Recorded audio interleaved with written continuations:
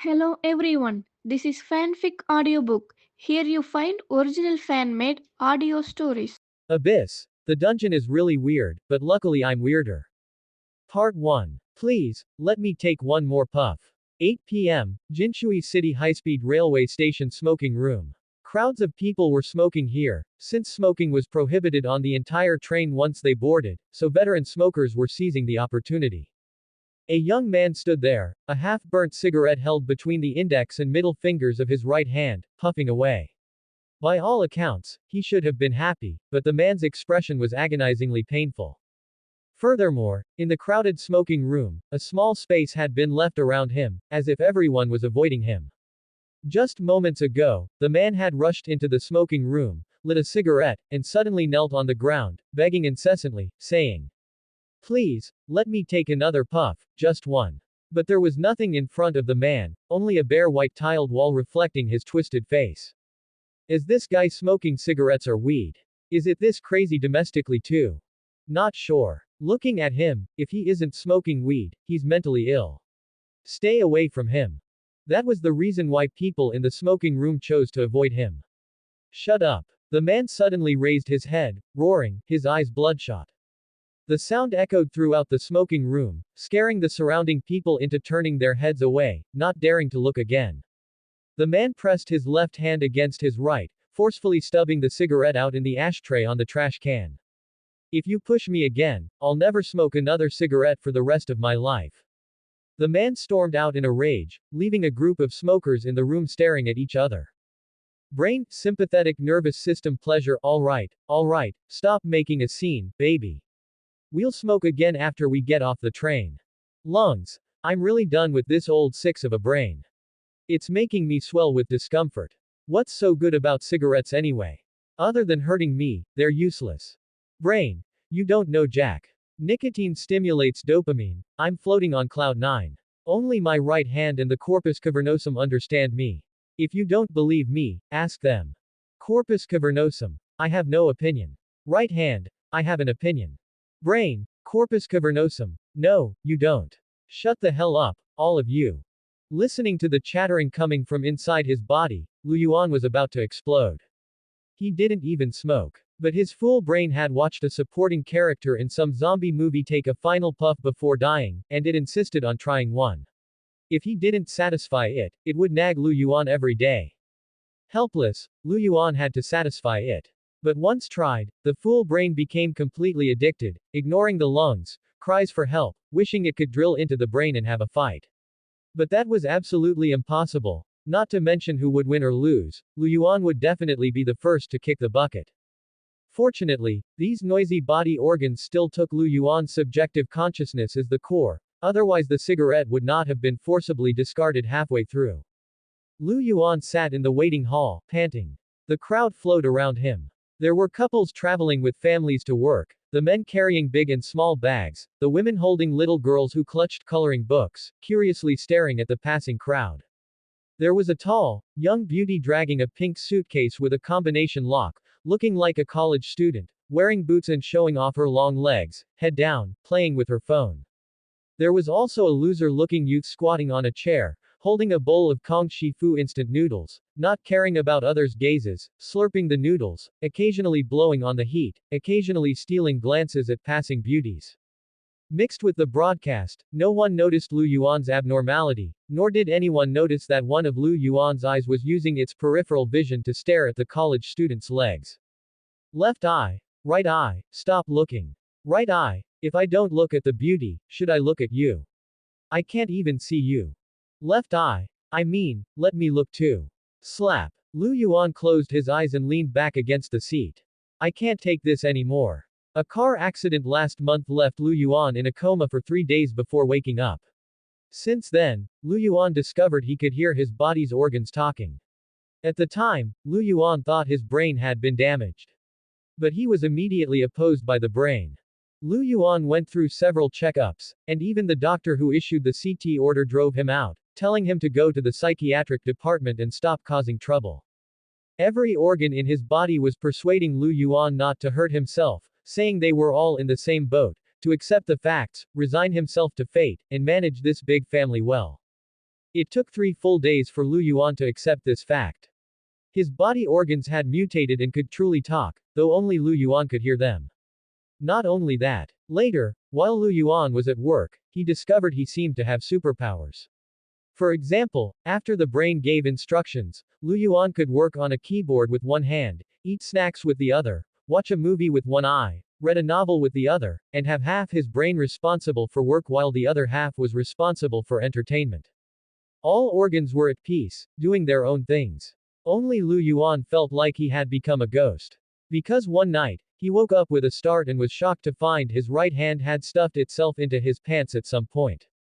At that moment, Lu Yuan was horrified to discover that his organs could not only talk but also had independent thoughts. He was so scared he went to another hospital that night. But the test results were still fruitless. Lu Yuan was terrifyingly healthy. He didn't look like a corporate slave who ate takeout all year round and didn't exercise. I beg you all, let me have some peace. Once we get home, you can do whatever you want, just don't kill me. Brain. Received. Left and right hands. Received. Viscera. Received. Corpus cavernosum. Really? Lu Yuan. When will this life ever end? Brain, flipping through books, found it. Louis XVI, thinking about my business. Lu Yuan was completely speechless, leaning against the seat without a shred of energy, until the boarding for his high-speed train began. Passengers, please note, train G5784 from Jinshui to Linton has begun boarding. Please take your belongings, go to boarding gate 17A, and board at platform 3. Lu Yuan sprang up straight like a spring, scaring the old lady next to him who was still sipping on a biscuit, her eyes wide as she stared at him. Lu Yuan squeezed out an apologetic expression, then gritted his teeth and whispered to his legs. Don't cause trouble for me. Legs. Received. Hurry up. So tired, I want to go home and lie on the bed to rest. Sleep until the world goes dark. Brain, instigating, if you're tired, go light one up. Lungs. Light your mother. Cough, cough. Arriving at the boarding gate, the long line made Lu Yuan's head spin. Fortunately, for this business trip, the task assigned by the leader was successfully completed, which was worth his hard work. Thinking about the bonus he would get after the project was completed, Lu Yuan finally relaxed and smiled. Furthermore, the college student with exposed legs was right in front of Lu Yuan, and she was on the same train. How could this not be pleasant? Suddenly, a faint buzzing sound of electricity drilled into Lu Yuan's sharp ears, coming from above. Left ear, something is wrong. Right ear, this is a high-speed railway station, it can't be a power outage, right? The next second, after an abrupt and dull humming sound, the entire high-speed railway station was plunged into pitch darkness, as if the power had been cut, with even the emergency lights extinguished. It was so dark he couldn't see his fingers. Mouth. Right ear, you jinx. Right ear, can this be blamed on me? I'm not a mouth. Quiet. Lu Yuan frowned. Although the power outage at the high-speed railway station was a bit unexpected, there was something more confusing in front of him right now. Left and right eyes. I can't see anything. It's pitch black around here, so scary. Get lost. Lu Yuan calmed his breathing. He was very sure and certain. In this dark high-speed railway station hall, after the power went out, there was not a single sound of people. It was silent and eerie. Immediately after, a cold prompt rang in Lu Yuan's ears. Abyss game loaded successfully. Player Lu. Anomaly warning. Anomaly warning. Anomaly code detected. Identity loading system crashed. Emergency repair. Emergency repair. Abyss system, repair complete. Player Lu Yuan, Abyss welcome. The urgent and hurried prompt stopped. In the darkness, a cold palm quietly grabbed Lu Yuan. Right eye. Left hand, what are you touching me for? Left eye timid, I'm scared. Right eye angry, get lost. You think I'm not scared? Don't touch me. I have mysophobia. It was clear that Lu Yuan's left hand had a shy, timid personality, while the right hand was completely different. Not only was it hot-tempered, but it also had a bit of mysophobia, though in some aspects, the mysophobia wasn't that severe.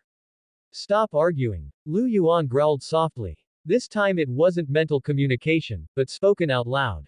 On one hand, it was to make both hands fully understand Lu Yuan's current mood. On the other, it was also a query while Lu Yuan was in the darkness. The high-speed railway station, which was bustling with people just a moment ago, how could it be dead silent after the power went out? Not only that, but not a single person has taken out their phone to turn on the rear flashlight. Besides, Lu Yuan kept thinking about what the prompt that appeared in his ears just now was all about. At this moment, the darkened high-speed railway station was as dead as could be. Is anyone there? Seemingly having heard Lu Yuan's earlier reprimand, a low voice came from ahead. Soon, a faint light appeared. But in this darkness, visibility was only about 1 or 2 meters. The halo was pointed downwards, and one could only see the legs of the person speaking. Right eye, it's the female college student who was in front of us. Left eye puzzled, how do you know? Right eye, my eye is a ruler. That female student is about 171 centimeters tall, and her bare legs alone are a full 96 centimeters. Her overall proportions reach the level of the golden ratio. She's the only one in the entire station like this. Wait, since when did you have this function? Lu Yuan was dumbfounded. How did he not know his right eye had an ability like scanning? Right eye, smugly, there's a lot you don't know. You'd better not hinder my future, kid. Left eye, jealous, I'm jealous of your cauliflower. Lu Yuan twitched his brow, too lazy to engage with these two. They only ever learned useless internet slang. Soon, a creaking sound came from ahead, like something being dragged on the ground. Sure enough, just as the right eye said. It really was that female college student dragging a suitcase with a combination lock. But her complexion was very poor right now. Clearly, she had been badly frightened by this sudden power outage and the deathly silence. What's going on? Why did the power suddenly go out? Seeing Lu Yuan, Duan let out a sigh of relief. As long as there were still people around, that feeling of unease in her heart lessened a bit. I don't know. Lu Yuan shook his head. They exchanged a few simple words. The female college student was named Duan. She was here to catch a high-speed train back to school and hadn't expected to encounter a power outage. Lu Yuan also took out his phone and turned on the rear flashlight. This was a Xiaomi 27 Standard Edition he had just bought last month. A large battery, long battery life, large screen, high resolution. It was even more satisfying to use for watching movies. Of course, it was also under the strong encouragement of his right hand that Lu Yuan bought it. Otherwise, he felt his ancient Xiaomi 17 could still be used. After all, when Lu Yuan used his phone, he only scrolled through TikTok and played Happy Elimination. As for why, among the many mobile games, Lu Yuan only loved this one, well, one could only say. Happy Elimination, the more you eliminate, the happier you get. The light converged, and the illuminated area around them expanded by a bit. Regardless, let's get out first. I remember there are police officers on duty at the entrance. In the darkness, Lu Yuan pointed in a direction. He was very clear that that was the entrance to the high-speed railway station. Ever since his body parts gained self-awareness, Lu Yuan was like a precision instrument. Remembering directions was a piece of cake. Okay. Duan nodded. Having encountered a sudden situation, she had long lost her composure. Since Lu Yuan could make decisions, she was naturally willing to follow. Duan dragged her suitcase, following behind Lu Yuan. Because the range of light was still very narrow, the two walked very slowly, having to avoid some upright advertisements, rest area seats, and the shops standing in the middle of the plaza. But on the way, they didn't meet a single person. Whether it was the rest area or the various shops, they were all empty. It seemed that after the power went out, everyone in the high-speed railway station had disappeared. The two didn't say a word, carefully moving forward towards the entrance that Lu Yuan had identified. A sense of eeriness gradually emerged in Duan's heart. Added to the previous prompt, she finally couldn't help it and gathered her courage to ask. Lu Yuan. Lu Yuan didn't turn his head back. Did you hear any strange sounds just now? Like loading or something? Duan's voice was very low. You heard it too. Lu Yuan immediately stopped in his tracks, turned back to look at Duan, his eyes filled with disbelief. Hearing Lu Yuan's words, Duan felt her scalp tingle and nodded vigorously. So those prompts really weren't auditory hallucinations. Actually, at the beginning when the two were talking, Lu Yuan hadn't mentioned this. It was because he thought it was his own hallucination. After all, who would have thought that Lu Yuan's various body parts could speak? Now it seemed, it wasn't a hallucination. Just at this moment. Back of the head, alert, watch out. There's an enemy in the darkness to the side and behind. Be careful to dodge. Lu Yuan's whole body seemed to move a meter to the side as if not under his own control. It just happened to expose Duwan's figure. A figure instantly rushed out of the darkness, crashing straight towards Duwan. Anomaly code. Your back of the head reacted extremely quickly, predicted the inexplicable sneak attack, and forced your legs to react. Awakened passive talent. Danger sense. Danger sense LV1 has a probability of predicting low-level dangers in advance. Brain. Well done. Back of the head. Internal organs. Such a great back of the head, we're cheering for you. Nervous system. Cerebellum, well done. Left and right legs, can you notify us in advance next time? Temporary reactions are tiring, I was already sleepy. Your back of the head received praise from most of the organs and entered a state of excitement. The danger sense talent entered a continuous burst state for 1 hour. During this period, all low-level dangers will be captured. Duwan naturally didn't have Lu Yuan's godlike reaction. That figure crashed directly into her. Cold, stiff. It hurt Duwan. Moreover, Duwan didn't feel a shred of warmth from the person who fell over. This was absolutely not a living person. Holy shit. A shrill curse echoed in the pitch-black high-speed railway station. Duwan pushed the person who had fallen over away. Clang. The rigid body slammed onto the ground. Lu Yuan widened his eyes on the side. It was hard to imagine that this was the voice and words that a 1.7-meter tall, long-legged, elegant female college student could produce. Immediately, Lu Yuan saw. The person who was pushed down was a male. The man's mouth was wide open, his face was pale, and there were deep sunken marks remaining on his chest and waist. His hands were raised high, stiffly reaching upwards, as if trying to grab something, especially those eyes. Cold and desolate, without a shred of vitality. Clearly, the man was dead. Especially his pair of extremely dilated pupils, like porcelain plates engraved with patterns. The dilated pupils and the deep sunken marks on his body all seemed to be telling of what the man had encountered before his death. An unimaginable terror. Duwan's piercing scream seemed to have attracted something in the darkness.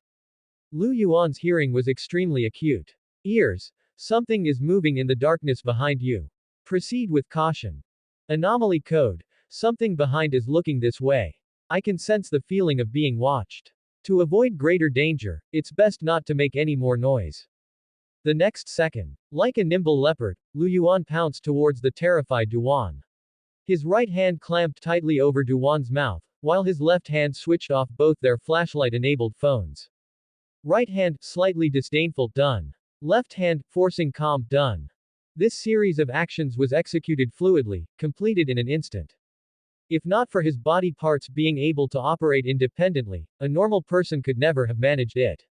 Shish. Don't speak. Lu Yuan had no time to explain, his voice an urgent whisper directly into Duwan's ear. Duwan also realized something was wrong. The inexplicable power outage at the high-speed rail station, the eerie announcement, and the male corpse that had clearly been dead for a while had finally brought her back to her senses. At least Lu Yuan's hand had warmth. In the darkness, Lu Yuan remained motionless, as did Duwan. However, Lu Yuan could feel her trembling. They maintained their positions, one in front of the other. Suddenly, something massive and icy stood before them. It was a blackness of a completely different order, far deeper than the pitch black of the station. It was like taking a heavily inked landscape painting and adding an even thicker, more forceful stroke of ink. In the eyes of Lu Yuan and Duwan, this distinct, enormous black shadow slowly picked up the stiff male corpse from the ground. Then, Lu Yuan and Duwan watched as the shadow before them silently proceeded to detach the corpse's hands, feet, and head, one by one. The entire process made not a single sound. It was as if the cold, rigid corpse was being dismembered instantly by some sharp blade. No blood, no tearing, just a simple detachment. The whole process was like watching a black and white silent film play out before them. Duwan's body trembled more violently. The intangible pressure of fear expanded endlessly in her heart, making her shiver uncontrollably. Lu Yuan had no choice but to wrap his arms tightly around her. An indeterminate amount of time passed. A series of heavy, oppressive footsteps slowly faded into the distance. Once her eyes adjusted to the dark, Duwan could vaguely see that the enormous shadow which had finished disassembling the corpse had already left. Her taut nerves gradually began to relax. Even so, Duwan's body continued to tremble. That. Duwan turned her head, instinctively about to speak. But after uttering just one word, Lu Yuan clamped his hand over her mouth again. Instantly. Duwan's hair stood on end. With terrifying clarity, she saw a tall, icy black shadow. At this moment, standing silently right behind her and Lu Yuan. Eyes terrified, it's found us. Nervous system frantic, think of something, you dead brain.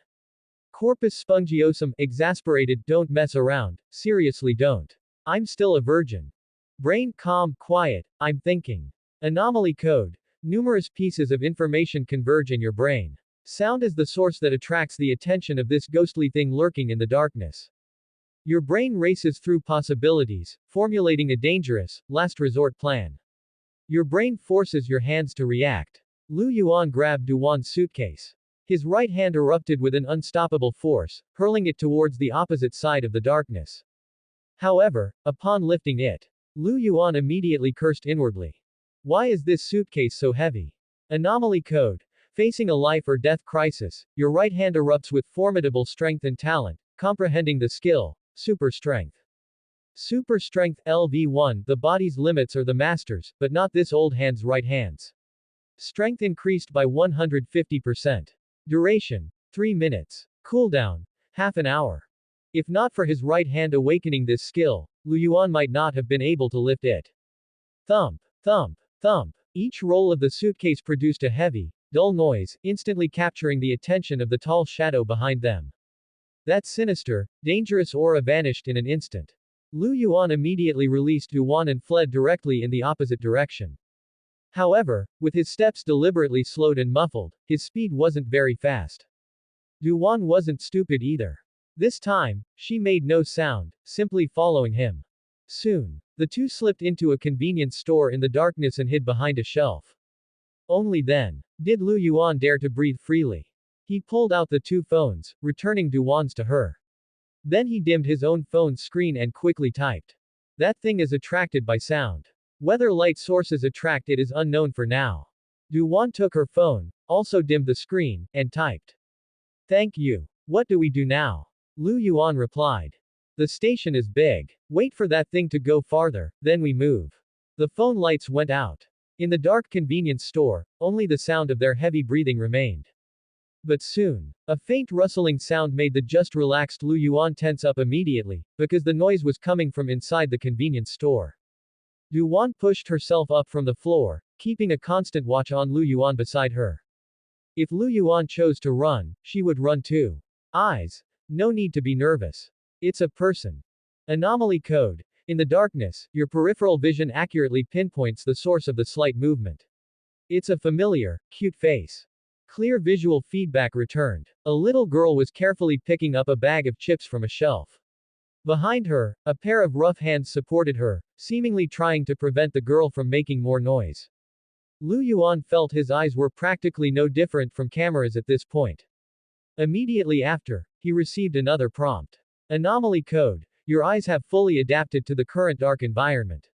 Stimulated by the progress of the back of the head and right hand, they actively choose to delve into their own potential, awakening the passive skill, keen sight. Keen sight passive, you now possess eyes more adept at noticing details than an ordinary person's.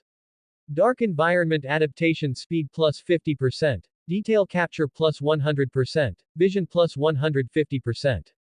In that instant, the dark convenience store became clear and transparent. Lu Yuan saw clearly that those hiding further inside were none other than the family of three who had been queuing for ticket inspection earlier, preparing to go out for work.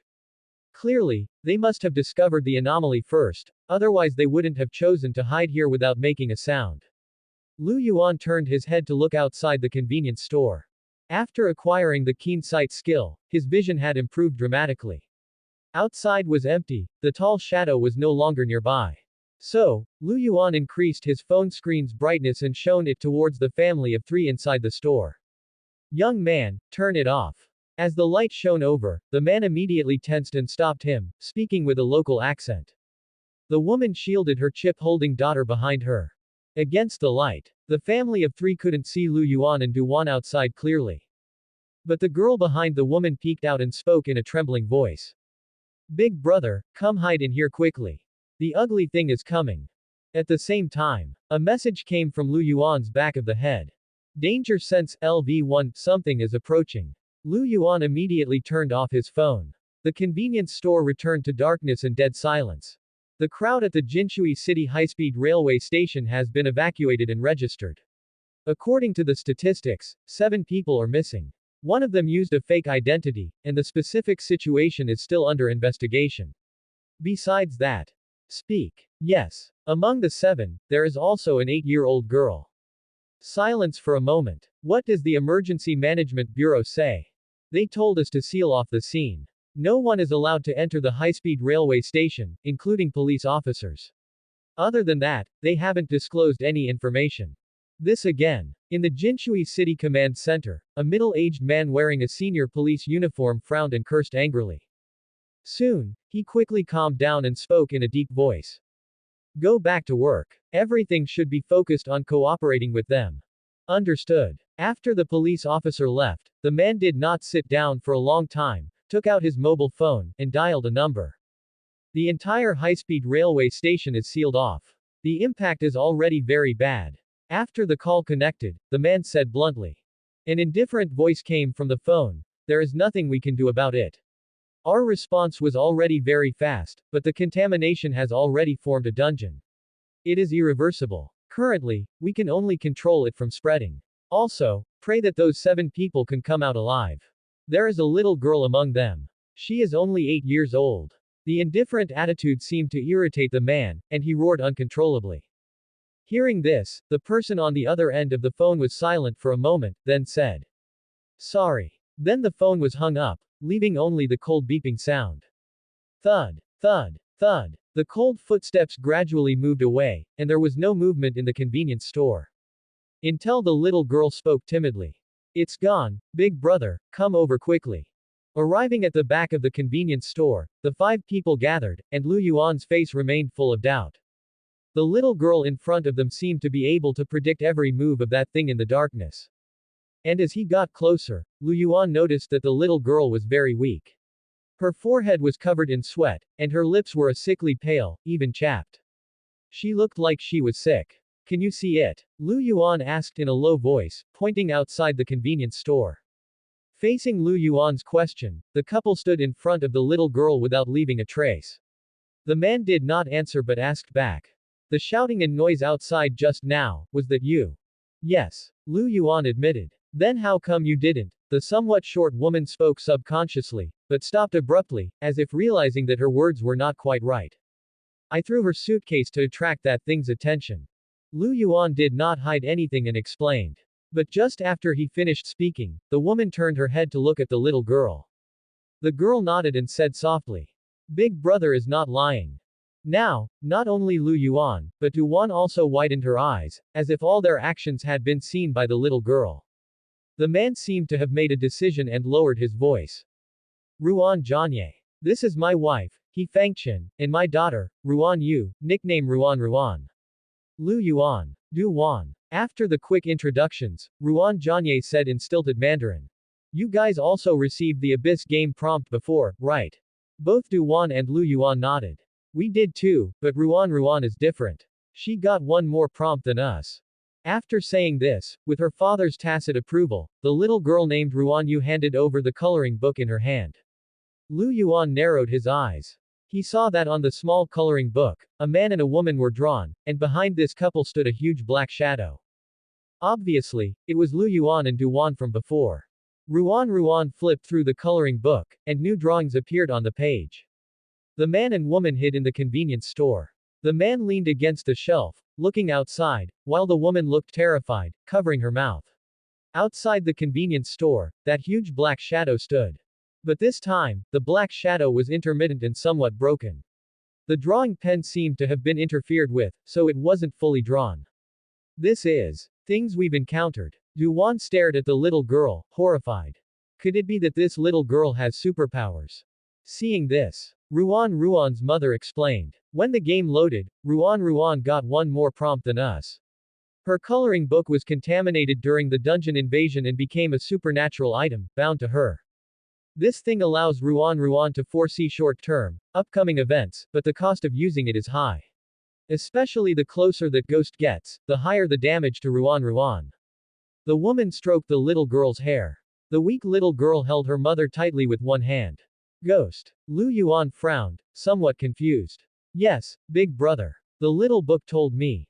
The ugly thing outside is a ghost, a broken ghost. Ruan Yu didn't flip the coloring book again, and the paleness on her face improved slightly. Looking at the coloring book in Ruan Yu's hand, Lu Yuan felt a sense of eeriness rushing at him. It seemed that what the little girl was holding wasn't a cold coloring book, but a living ghost. Brain alert, this thing is quite dangerous, but it seems to be deeply bound to this little girl and cannot move freely. Left and right hands, don't let me get close to her. No way. Left and right feet, stay away from her. I'm so tired, I don't want to run anymore. Anomaly code. In the Abyss game dungeon, players can obtain various resources, skills, and even part of a ghost's abilities. Lu Yuan's body organs had mutated long ago, and after being dragged into this game, he even started to continuously awaken skills. It was normal for other people dragged in to obtain anomalous abilities. It was just that he didn't expect it to be the little girl in front of him.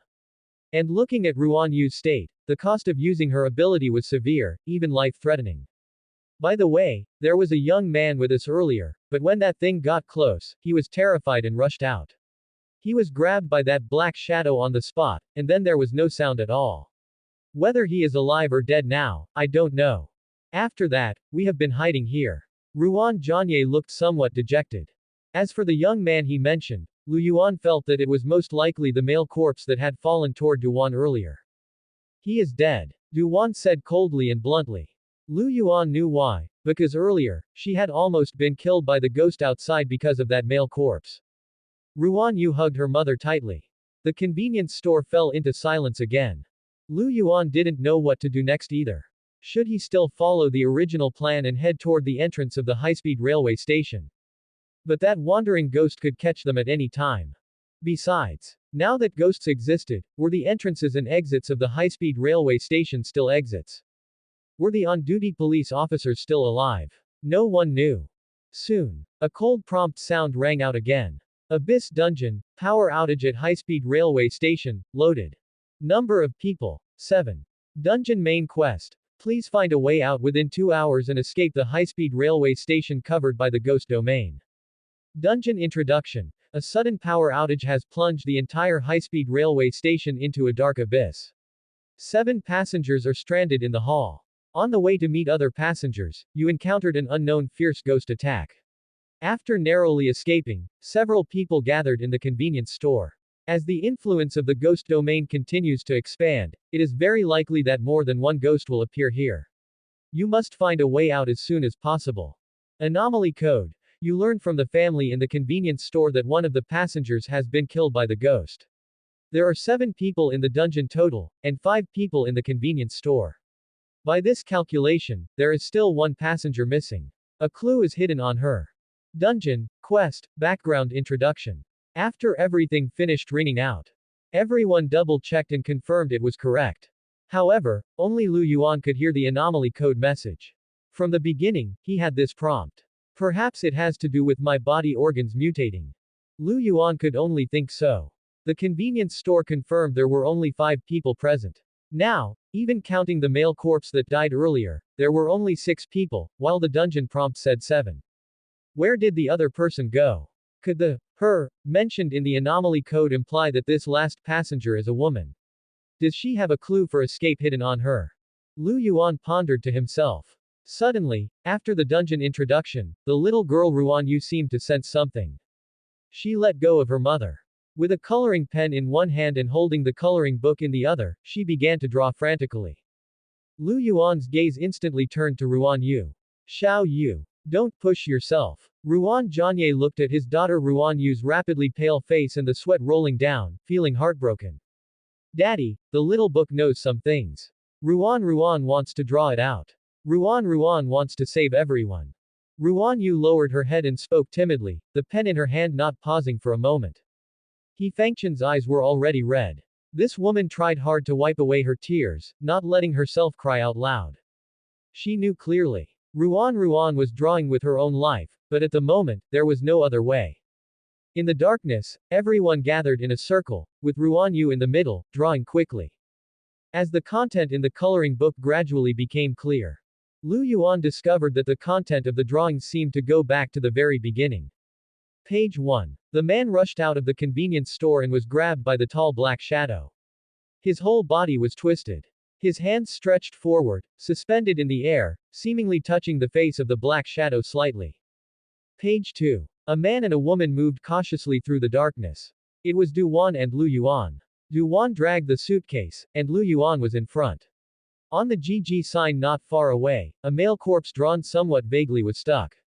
Page 3. The two passed by, the blurry male corpse fell, Lu Yuan dodged to the side, the male corpse fell toward Du Wan, and a huge black shadow loomed over the two. Page 4. The male corpse was dismembered. The head, arms, legs, and feet were all removed. At this time, except for the head, all parts of the male corpse were clearly drawn.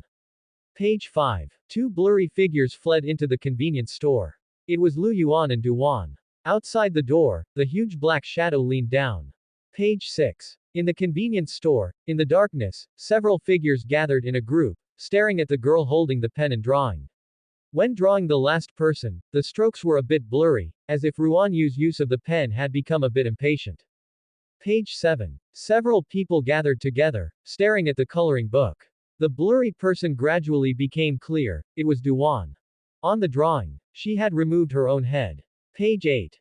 Du Wan's hand reached silently toward the back of Lu Yuan's neck. The illustrated book ended abruptly right there. What the hell is this? Lu Yuan jumped away immediately, while Ruan Jianye and He Fengchen pulled the extremely weak Ruan, who had stopped writing, to the side. Everyone's eyes were fixed intently on the puzzled-looking Du Wan. Lu Yuan, brother Ruan, don't look at me like that, I'm scared. Du Wan reached out her hands and said anxiously. There must be something wrong with the drawing in Ruan's hand. How could I possibly be dead? I'm not dead. Don't you see I'm perfectly fine? However, as Du Wan walked faster and faster, she stumbled, and her head fell to the ground with a soft thud, rolling to the side of the shelf. Yet Du Wan continued to murmur. See, I'm fine, I'm not dead, right? As she spoke, she rolled toward Lu Yuan. Lu Yuan's scalp tingled instantly. Lu Yuan, can you help me put my head back on? Just put it back, and it will be fine, just put it back. The rolling head of Du Wan continued to speak, getting closer and closer to Lu Yuan. Brain terror, what the hell is this thing? Is this even a head anymore? Why don't I recognize it? Legs. Don't let that thing come over here. Think of something. Lu Yuan, think of something fast. Lu Yuan realized belatedly. He finally understood. He knew what the previous anomaly code message meant. The unseen passenger, even the anomaly code couldn't know their identity, let alone their gender. So, she. There were only two possibilities. One was He Fengchen, who was present, but that was clearly impossible, none of them had had direct contact with the ghost. The other could only be Du Wan. She had already died. The moment she was touched by the male corpse, the supernatural entity had invaded her body. In other words, belated realization, Lu Yuan, you've been holding a corpse this whole time. A female corpse affected by a ghost. Right hand, disdain, so disgusting. Nervous system, nauseated, I can't take it anymore, I want to throw up. Stomach, calm, don't panic, haven't eaten today, nothing to throw up. Feet, furious, it's really coming over here, Go to hell. Anomaly code. Your feet feel severely uneasy. The moment the long-dead Du Wan's rolling head is about to make contact, your furious right foot erupts with unprecedented potential. It begins to absorb the supernatural power within this instance. Obtained Ghost Fragment. Ghost Foot 7. Ghost Foot 7, Supernatural Trait. 1/7, your right foot has absorbed supernatural power and begun to jihostify. As everyone knows, only ghosts can deal with ghosts. Now your foot can deal with ghosts, go for it. Note. As the skill name suggests, you still need 6 more ghost fragments with matching traits to allow your right foot to completely control a complete ghost. Don't worry, your right foot is very perverted, it can completely suppress the absorbed ghost fragments. Right foot feigned anger, why are you insulting me? There was no time to worry about that. Immediately. Lu Yuan's right foot exuded a chill, as if it were a foot stripped from a corpse buried underground for years. He suddenly raised his right foot and kicked hard toward Duwan's constantly rolling head. Ruan Jianye was dumbfounded. He Fengqian covered Ruan's eyes and turned her own face away. Through the gaps in her mother's fingers, the weak Ruan saw clearly that Lu Yuan had kicked Duwan's head out of the convenience store. Little Ruan had her mouth wide open. He Fengqian hurriedly used her hand to block Ruan's view. View tilde. In the air, Duwan's head, like a soccer ball, traced a beautiful and elegant arc, smashed into the wall, and embedded itself deep inside. If there were a professional soccer player here, they would have to offer a compliment. Brother, nice shot. However, this commotion had clearly also attracted the ghost wandering in the high-speed rail station, and it came following the sound.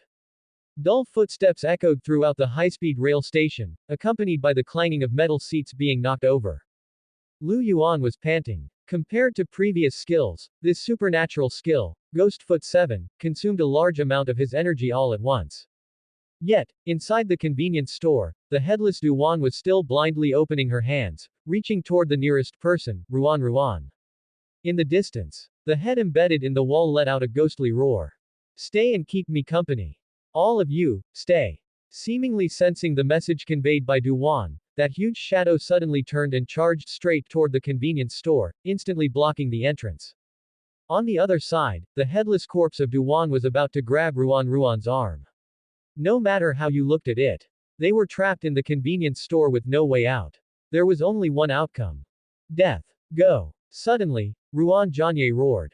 Then he charged straight at the headless Duwan, and at the same time, his loud roar successfully attracted the tall shadow that had slipped into the convenience store. Fengqian. Take Ruan and go. Lu Yuan, I'm begging you, take them both and go. Anomaly code. This broken ghost that has already spawned a ghost domain is definitely not something you can deal with right now. Escaping is the theme of this instance. If you don't leave now, it will be too late. This was the first time Lu Yuan had sensed anxiety in the messages from the anomaly code.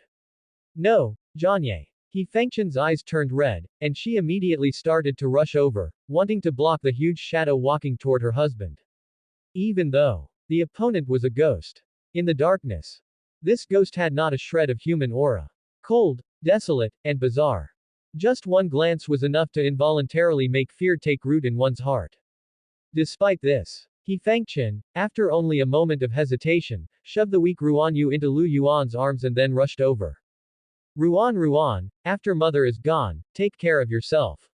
Lu Yuan, take her and go. Dad. Mom. Don't leave Ruan behind. Ruan was held by Lu Yuan, crying her heart out, though she had already lost all her strength. Lu Yuan felt a splitting headache. How did he get stuck with this? But if Ruan hadn't drawn that picture beforehand, he really wouldn't have discovered that Duwan had become a ghost, the anomaly code had said, she. Perhaps Duwan would have really succeeded in attacking him. So, Lu Yuan owed Ruan a favor. Inside the convenience store, the man's roars, the woman's cries, and the child's hoarse weeping were a chaotic mess. Lu Yuan, are you a man or not? I told you to take them both and go. At this moment, Ruan Jianye roared in anxiety again, his eyes already blood red. It was unclear if it was from blood splattered when the headless Duwan tore his skin, or if the huge shadow had quietly ripped off his arm. Not only that, the huge shadow seemed to have no feelings at all. In an instant, it ripped off Ruan Jianye's other arm. A living human body was like building blocks in this ghost's hands, being dismantled at will. Ruan Jianye, having lost both arms, fell heavily to the ground. As if he couldn't feel the pain, he was still roaring at Lu Yuan. Go. Go. Hoarse, helpless, and angry, 2 lines of blood tears streamed down. Ruan Yu, in Lu Yuan's arms, had already fainted from crying. The next second, Lu Yuan rushed straight toward He Fengqian. Super strength. Lu Yuan's right hand erupted with power and struck He Fengqian's neck as she tried to save her husband, knocking her unconscious. Thus, a scene formed. Lu Yuan, with his right hand boosted by the strength of super strength, carried He Fengqian, while his left arm held the fainted Ruan Yu, and he rushed at high speed toward the location where he had previously kicked Duwan's head. If it weren't for the fact that both mother and daughter were quite small, Lu Yuan might not have been able to carry them both. Right hand pitying itself, I'm having such a miserable time. Feet suffering, shut the hell up, am I not suffering more than you? Left hand, aggrieved, no one speaks up for me. You all awakened skills, but I didn't. Shut the hell up, all of you. Who's going to speak up for me? Lu Yuan said, exasperated. Immediately, he saw out of the corner of his eye that in the convenience store behind him, Ruan Jianye had gone silent, and that huge shadow had quietly ripped off his head and placed it on its own neck.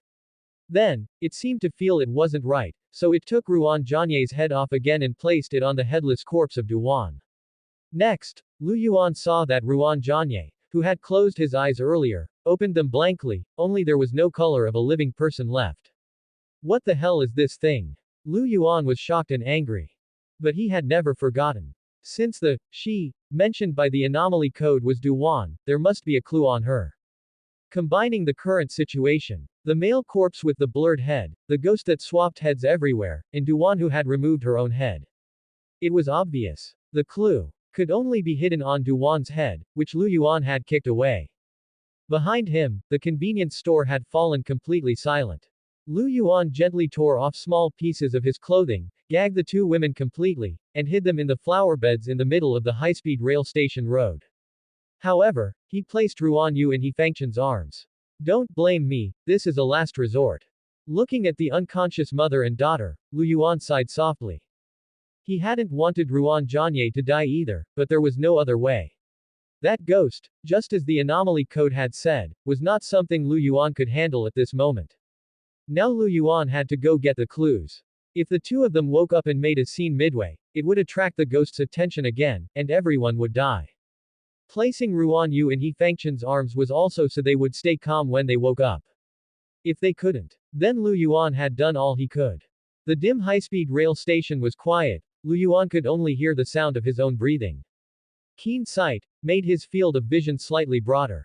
Lu Yuan moved quickly. He soon arrived at the wall where Duan's head was embedded. Unlike before, Duan's mouth was still opening and closing, but no sound came out. Her hollow eyes seemed to reflect that she had completely lost consciousness. He remembered back in the convenience store, that tall shadow had placed Ruan Jianye's head onto Duan's body. Then, the deceased Ruan Jianye had opened his eyes. It might be related to this. Lu Yuan had no time to ponder, he carefully observed Duan's head embedded in the wall. The young and beautiful university student was now disheveled, her expression vacant and full of the aura of death. Not only that, the skin covering her face was rotting at an extremely fast pace. What exactly is the clue the anomaly code mentioned? Lu Yuan was somewhat anxious, but on Duan's head before him, besides messy hair, rotting skin, and an opening and closing mouth, there were no clues at all. Brain, looking disgusted, whatever you do, don't touch that thing. I've already expelled it from the head club. Even if you kill me, I won't touch it even once. Right hand, raising a hand, totally agree. Of course, if you use the left hand to check, I'm okay with that. Left hand, fuming, right hand, you motherfool. Mouth, crossing hands under the nose in a disdainful pose, why not ask the amazing brother Mouth? You should know, I can read lips. Lip reading. Lu Yuan felt a jolt. He suddenly thought of something, but it still needed verification. Stop posing and just say it. Anomaly code. Your mouth is mimicking Duan's mouth movements, saying word for word. Password 9527. Password 9527. Just as I thought. Lu Yuan's heart shook. He had felt it was strange earlier, why was Duan's suitcase so heavy? It was unscientifically heavy, to the point where it required the right hand's awakening of super strength to throw it away. Something unusual was hidden inside. Brain, high intelligence mode, the images recorded by both eyes have been gathered and organized by me. Sense of direction confirmed. The structure of the high-speed rail station has been completely replicated. Combining previous events, sound positioning, and an action map has been generated. The location where the suitcase was thrown has been marked, with a deviation of no more than 3 meters. Soon, a clear virtual 3D map emerged in Lu Yuan's mind. The suitcase had been thrown right near the station's hot water room. Good job. Lu Yuan marveled slightly. No wonder everyone was saying AI would replace humans, it was just too useful. Brain, angry, what? Bullshit AI. This is my skill in commanding all these awesome organs. He ignored it. Guided by the map, Lu Yuan took off again, charging toward the direction where he had just thrown the suitcase. But when he reached the spot, the ground was empty. What's going on? Was the analysis wrong? Lu Yuan searched around but found no trace of the suitcase. Brain, certain and sure, it can't be wrong, unless someone was slacking off. Right eye, serious, I couldn't have been slacking. Does looking at pretty girls count as slacking? Left eye, shrugging, well, I wasn't looking. Right eye, getting anxious, left eye, what do you mean by that? You jealous of me? Ears, thinking mode, the sound feedback is correct. Unless this ghost's domain can affect judgment, in which case I'm out of ideas. Hands and feet, serious, none of our business. His body parts couldn't be lying to him. They were a community of shared destiny with Lu Yuan, they rose and fell together. So which part of the process went wrong? Could it be? Are you looking for this? In the silent station, an inquiry suddenly came from in front of Lu Yuan. The voice was intentionally kept very low, but it was clearly a man speaking. It seemed the other party also knew that loud noises would attract the ghost's attention. Who is it? Lu Yuan was alert, looking toward the hot water room. Fortunately, he had the buff from keen sight, otherwise he wouldn't have been able to see clearly. He saw a man standing sideways at the entrance of the hot water room. At the same time, he was holding Duwan's suitcase in his hand. He didn't speak again, just looked at Lu Yuan, pointed to the nursery room next door, and then lifted the suitcase to signal him. He did it with ease. Lu Yuan narrowed his eyes. This person was the young man Lu Yuan had seen in the lobby before the power went out, the one squatting on a chair eating instant noodles. But now, Lu Yuan knew he was the last person in this instance. The male corpse that died at the start, Duwan who was invaded by the ghost, and Ruan Jianye whose head was taken. Of the 7 people in the instance, 3 were already dead. Seeing Lu Yuan remain still for a while, the man finally spoke slowly. Although I'm a bit surprised there are still survivors, I suppose it makes sense. As long as you don't face that ghost head on, ordinary people still have a high chance of surviving. There's something I need in this suitcase. If you can open it, I can exchange clues about the instance's survival path with you. It's not convenient to talk here. Shall we go in? Lu Yuan's brain worked rapidly. He then said, sure. The nursery room was empty. Since they were currently in an abyss instance, they naturally couldn't care about propriety or shame. Hello, I'm Shuzichi. How should I address you? The man placed the suitcase on the ground and took the initiative to greet him. Lu Yuan. Lu Yuan didn't hide his name but remained fully on guard, especially with his right foot. Lu Yuan. Lu Yuan, as in, a long and arduous road, a good name. Yours isn't bad either. Shuzichi, like Boya and Zichi, a name with deep meaning. Shuzichi gave a wry smile. Let's skip the pleasantries. Time is tight, let's get straight to the point. I assume you awakened a skill when the instance loaded. Otherwise, there's no way you could have thrown such a heavy suitcase. Lu Yuan didn't deny it, but instead asked back, then you must have too, since you're carrying such a heavy suitcase without any effort. I'm different from you. Shuzichi shrugged. I'm different from you too. Lu Yuan mimicked him and shrugged. What I mean is, I'm a veteran player. Are you one as well? Doubt appeared in Shuzichi's eyes, he didn't think Lu Yuan was a regular in the abyss instances. Lu Yuan indeed shook his head. Not really. Shuzichi asked curiously, then what do you mean? Lu Yuan waved his hand, signaling Shuzichi to come closer, looking like he was about to tell a secret. Although Shuzichi frowned, he still leaned in. What I mean is, you're a veteran player, and I'm a veteran backstabber. Right foot, excited kick his ass. The moment he finished speaking, Lu Yuan raised his right foot, and the supernatural power of Ghost Foot 7 surged. He aimed a kick straight at Shuzichi. Lu Yuan kicked without mercy. Shuzichi was caught completely off guard by the kick. Shuzichi was indeed an experienced player. Lu Yuan's attack was so close and so sudden, yet he actually managed to react, raising his hand slightly to block it. Even so, Shuzichi was sent flying backward, crashing into the padded wall of the nursing room. Thud. A dull impact echoed through the nursing room.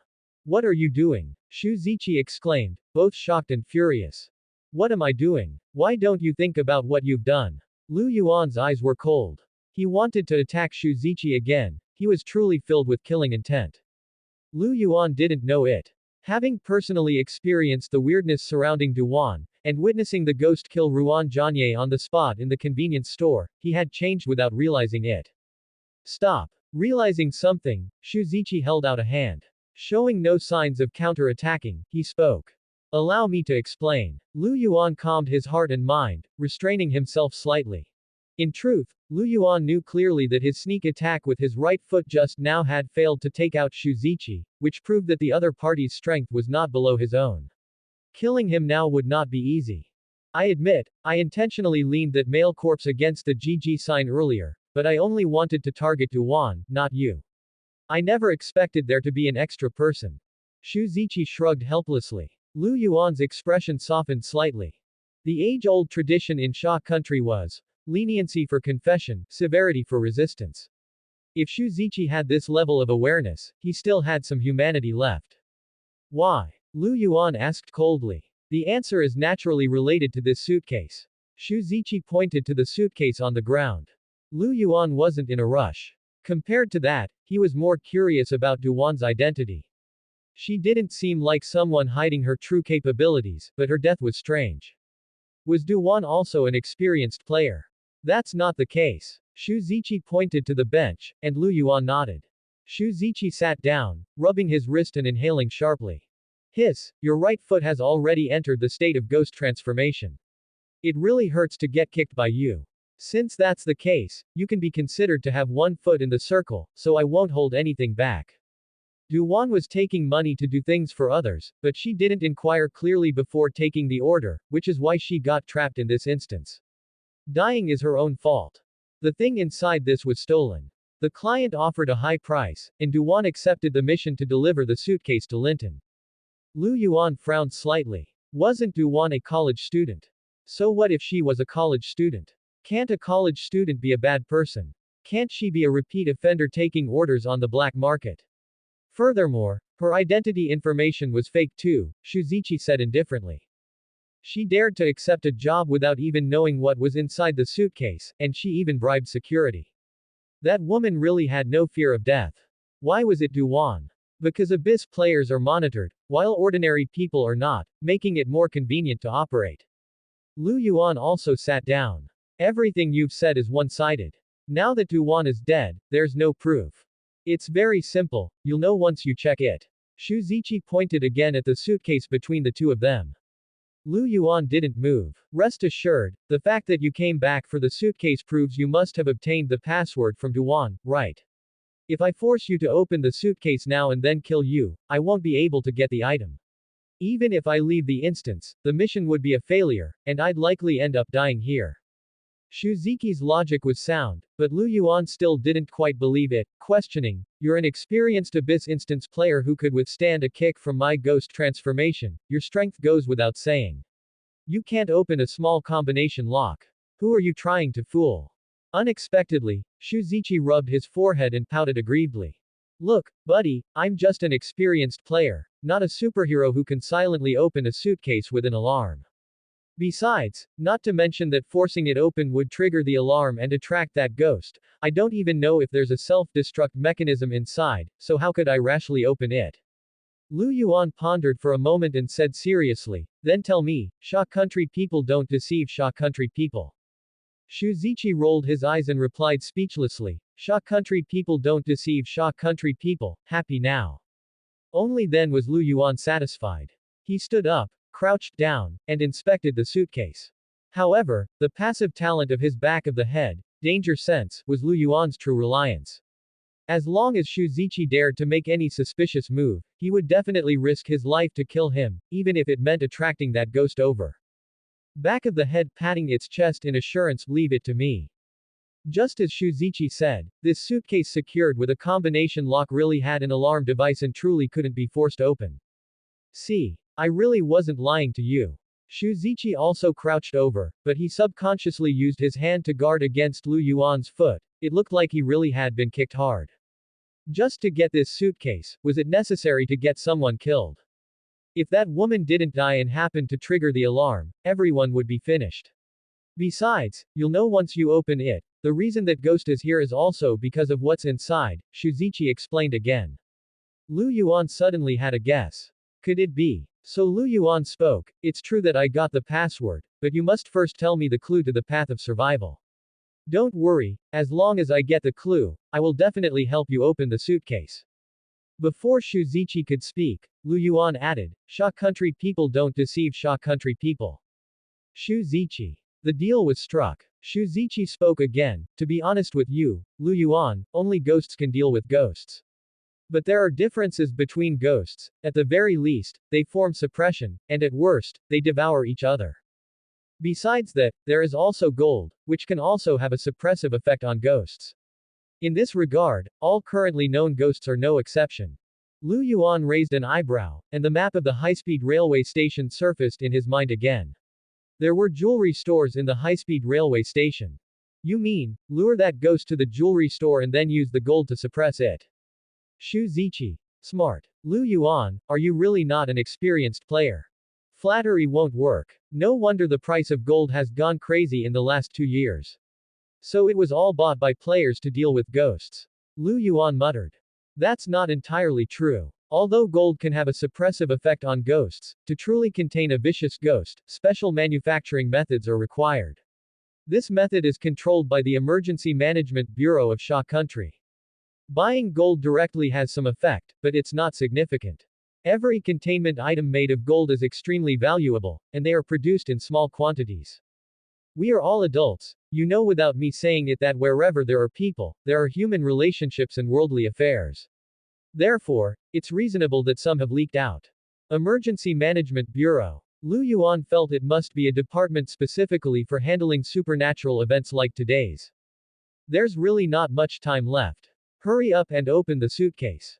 After we leave the instance, I can tell you whatever you ask. Shuziki's tone became somewhat anxious.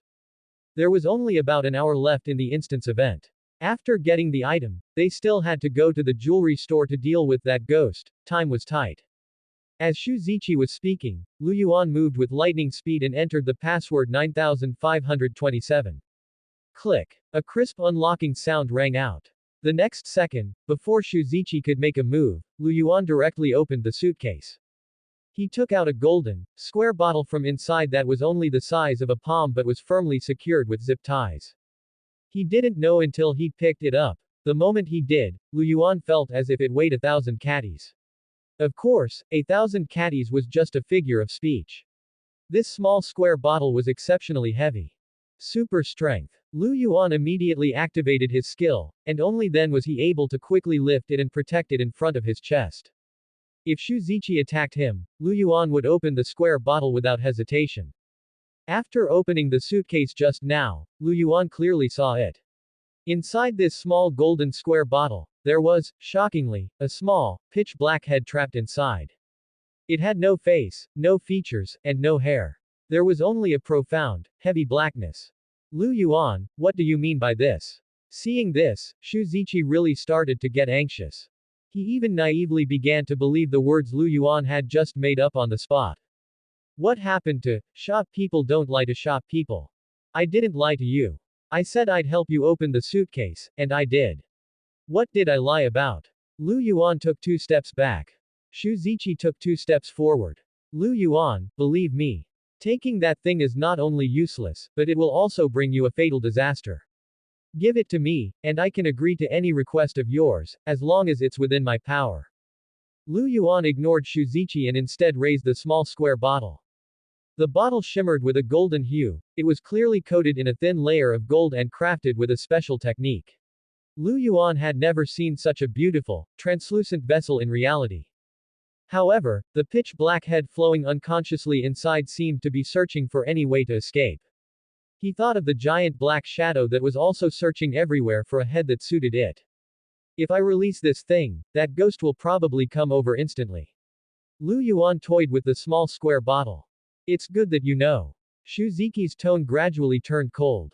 I suggest you'd better not do that, otherwise, the first one to die will definitely be you. Lu Yuan ignored him and asked instead. Shuzichi, do you think if I open this, I can devour it? Didn't you say ghosts can devour each other? As if he had heard the world's biggest joke, Shuziki's shoulders trembled as he let out a suppressed laugh. What nonsense are you talking? Devour the ghost shadow's head. They've studied it for so long without success. Even experienced Abyss players wouldn't dare try it lightly. That's a ghost with an extremely high degree of completeness. Ghost shadow, completeness. Clearly, the agitated Shuzichi had revealed more information. The ghost wandering outside in the high-speed rail station was called the Ghost Shadow. What was trapped in the small square bottle was its head. They meant that there was more than one person behind Shuzichi, there was an organization, a team. Considering the skill description of Ghostfoot 7, he pondered the term, completeness.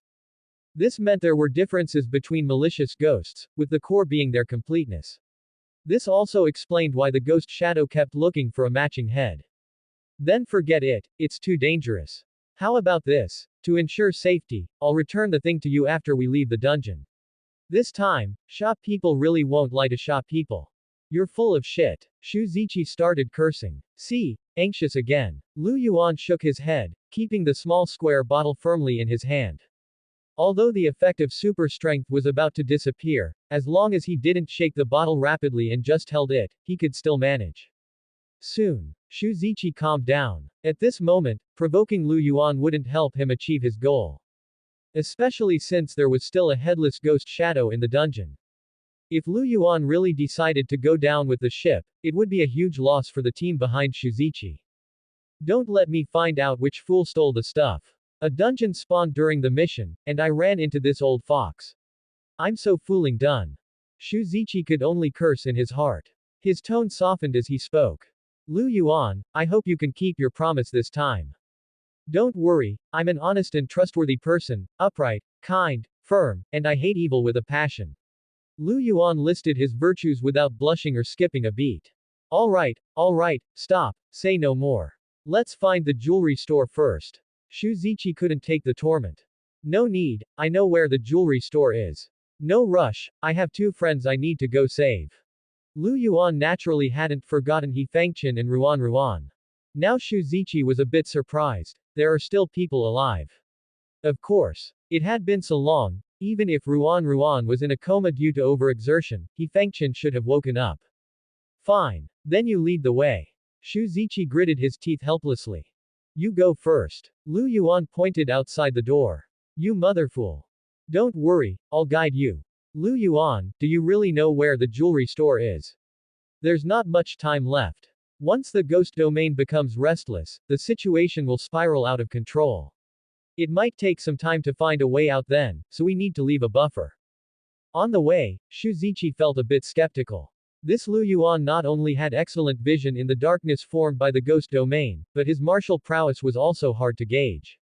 This was absolutely not the strength a newcomer should have. From behind, a confident voice came. Rest assured. Shuzichi felt a chill down his spine and couldn't help but tighten his buttocks, subconsciously saying, don't you dare sneak attack me. From behind, a steady voice came. Rest 10,000 times assured. Shuzichi turned his head and asked, why not 1,000 times? From behind, a calm voice came, because those who lie must swallow 1,000 needles. Shuzichi. Under Lu Yuan's constant guidance, the two soon reached the flower bed. As expected, He Fengqian had already woken up and was sitting by the flower bed, holding the still unconscious Ruan Yu in her arms. Her expression was numb, and her eyes were red and swollen. Upon hearing the noise, He Fengqian immediately placed Ruan Yu back in the flower bed and crouched down to hide, but a sharp branch had appeared in her hand. At this moment, He Fengqian was like a lioness protecting her cub, extremely aggressive. Seeing the state of the two, Shuzichi understood a lot in his heart. He felt a bit more at ease with Lu Yuan behind him and lowered much of his guard. It's them. Yes. Lu Yuan grunted in response and then slowly approached He Fengqian. Sister, it's me, Lu Yuan. I've found a way out. He Fengqian couldn't see Lu Yuan or Shuzichi. But she remembered Lu Yuan's voice. Lu Yuan, thank you, He Fengqian said softly after clearly seeing who it was. It seemed she had accepted the outcome, and because of Ruan Yu, she chose to live on. But had she really accepted it? Lu Yuan didn't know, nor did he want to know. Shuzichi looked at the three of them without any emotional fluctuation or saying a word. He had seen this kind of situation many times. After many dungeons, few people could still maintain their original kindness. Now he was truly certain that Lu Yuan was a new player. Shuzichi's gaze was focused more on the child lying in the flower bed.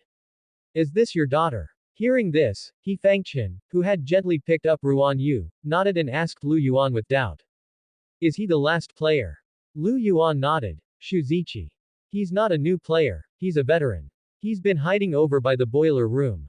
Lu Yuan didn't mention the suitcase.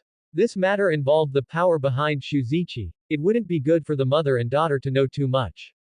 Inside this girl, there is. Shuzichi spoke bluntly. If you don't know how to speak, you don't have to, Lu Yuan interrupted. He Fengchen naturally knew that a ghost was parasiting Ruan Yu's body, the picture book was just the external manifestation. At this moment, heavy footsteps echoed through the high-speed rail station again, seemingly heading this way. Lu Yuan, we need to hurry. Seeing the situation of the mother and daughter and Lu Yuan, Shuziki's tone unconsciously softened, as if he had gained a better understanding of Lu Yuan. He Fengchen held her daughter tightly, looking at Lu Yuan with a face full of worry. Lu Yuan, as long as you can save Ruan and get her out, I can go install that thing. He Fengchen spoke with extreme determination. She knew she had no other way, and Shuzichi was a stranger, so all her remaining hope rested on Lu Yuan. Sister don't say that. If we leave together. Later, Shuzichi and I will find a way to distract that ghost. There might be a drastic change here then. Hold Ruan Yu and keep an eye out for anything that could be a way out. If I find it first, I'll do my best to give you a signal. Thank you. He Fengchen was grateful. Holding Ruan Yu, she bowed slightly to Lu Yuan. This was the greatest expression of gratitude the small woman could offer now. The dead cannot be brought back to life. Take good care of Ruan Yu. After saying that, Lu Yuan looked up. At gate 12A of the high-speed rail station, a figure was slowly walking out from the ticket gate. It was Ruan Jianye. No, that wasn't right. The head was Ruan Jianye's, but the body was Duan's. At this moment, the corpse cobbled together from the two of them was incredibly bloated. It didn't look like water bloat, rather, something inside the corpse was forcibly squeezing and swelling this stitched-together skin. Just as Lu Yuan looked at it, a spine-chilling sensation suddenly sprouted in the depths of Lu Yuan's heart. Ruan Jianye's gaze was cold and desolate, without a single trace of life. There were no eyeballs in the sockets, only darkness. Lu Yuan gripped the small square bottle. He knew. It had targeted him. Hide well, do not look. After giving this instruction, Lu Yuan moved immediately. Shuzichi also saw the ghost. Without a word of nonsense, he followed Lu Yuan. In this situation, dealing with the ghost had to be the priority. He Fengchen held Ruan Yu, keeping herself hidden, her eyes still filled with worry. The dull sound of footsteps grew closer and closer. But she remembered Lu Yuan's words and did not look. Of course, this had nothing to do with the ghost's behavior, it was just that Lu Yuan was afraid that if he Fengchen saw Ruan Jianye's head, she wouldn't be able to accept it, thereby disrupting the plan. At this moment, the ghost shadow had already realized that the missing head was in Lu Yuan's hands, and its target was now only Lu Yuan. Do you really know the location of the jewelry store? The situation had taken a sharp turn for the worse. Shuzichi hadn't expected the thing to be able to perceive the head through the small square bottle. The influence of the ghost domain is too deep. Even in a dungeon, this is too fast. Shuzichi was extremely anxious, the strength of this ghost far exceeded his imagination. I know. Lu Yuan didn't waste words and accelerated again. They had been spotted by the ghost, so there was no need to hide anymore. Soon, a storefront with a Sha Country Gold sign came into their view. Thud, thud. The dull footsteps behind them were inches away. It had caught up. Shuzichi immediately smashed the jewelry store's glass display case, and Lu Yuan followed suit, shattering the glass and grabbing a handful of gold ornaments, necklaces, bracelets, and rings. I hope the shop owner didn't cheat. Lu Yuan prayed silently. But before he could make a move, a cry of urgent panic came from Shuzichi. Lu Yuan, I can't see anymore. Lu Yuan turned his head sharply. Then, a scene that made his scalp tingle came into view. He saw that the bloated corpse, pieced together from Ruan Jianye's head and Duan's body, was already standing beside Shuzichi. But Shuzichi seemed completely unable to see it, he stood frozen in place, waving the gold ornaments around in his hands. Then, layers of darkness, like shadows, crawled out from the pieced-together corpse, and a tall black shadow stood inside the jewelry store, right beside Shuzichi. The pieced-together corpse fell apart and dropped to the ground. The ghost shadow seemed to be affected as well. Although it was staring at Lu Yuan, it didn't take another step forward. But soon, Shuziki's frantic movements attracted it. The tall black shadow silently and slowly plucked off one of Shuziki's arms. There was no blood, no tearing of skin, and Shuzichi didn't even scream. It was as if the arm being plucked off wasn't his at all, and he felt absolutely no pain. There was only a bone-chilling, eerie cold that gradually spread throughout his entire body. Death permeated Shuziki's heart. Shuzichi roared, "Lu Yuan, where is it? Tell me quickly." Even though Lu Yuan had many questions at this moment, he didn't hesitate for a second. To the left. After saying this, Lu Yuan threw all the gold ornaments in his hands, hoping this would delay the ghost shadow's progress in killing Shuzichi. After hearing Lu Yuan speak, Shuzichi fell into a strange state. Immediately, Lu Yuan saw a bloody hand tearing through the skin on Shuzichi's back, with half of it visibly protruding. Shuzichi didn't pay attention to the half hand behind him. Instead, he faced the left and gently patted the air with his remaining right hand. Slap! A soft, dull sound of impact echoed in the jewelry store. The ghost shadow that had plucked off Shuziki's arm immediately paused, freezing in place, motionless.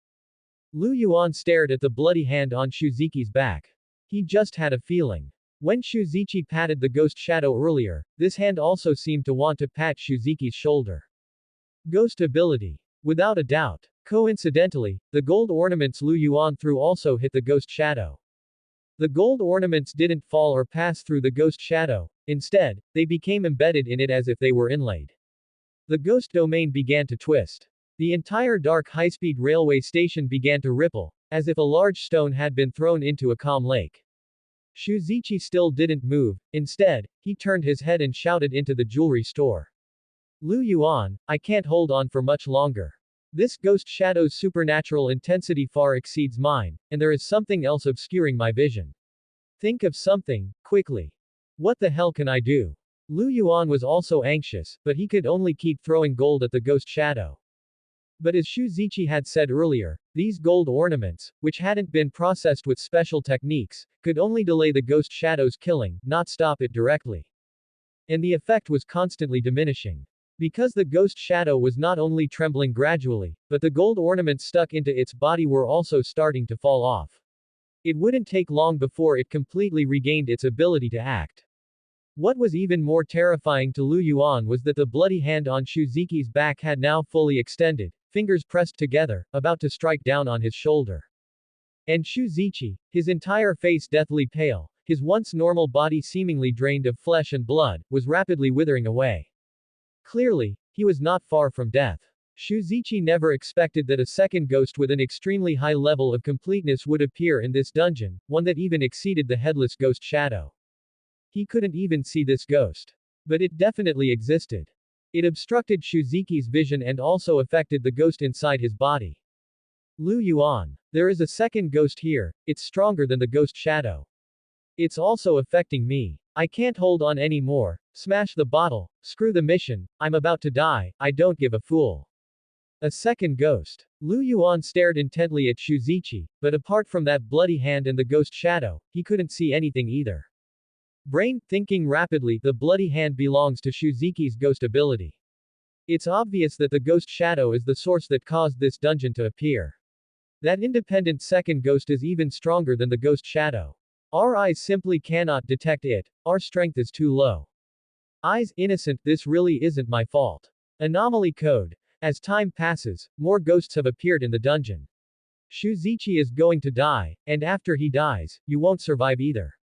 A ghost shadow, an unknown ghost, and the ghost inside Shuzichi, you cannot handle them at all. Perhaps you can open the bottle.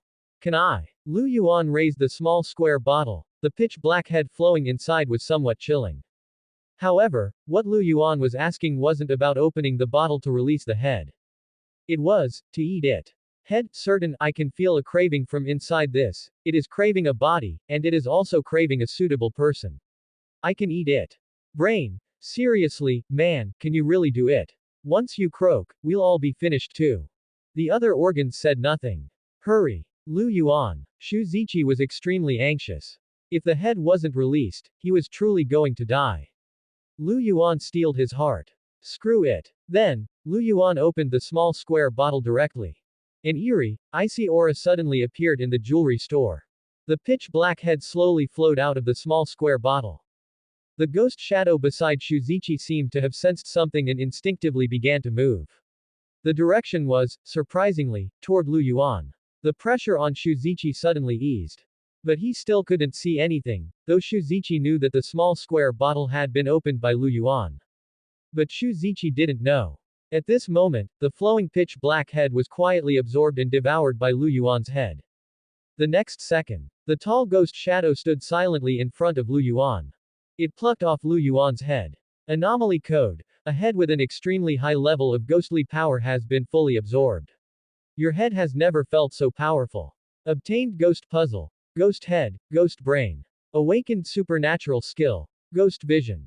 Ghost head, ghost brain, supernatural trait. To be developed now, even if you lose your head, you can still remain alive for a short period.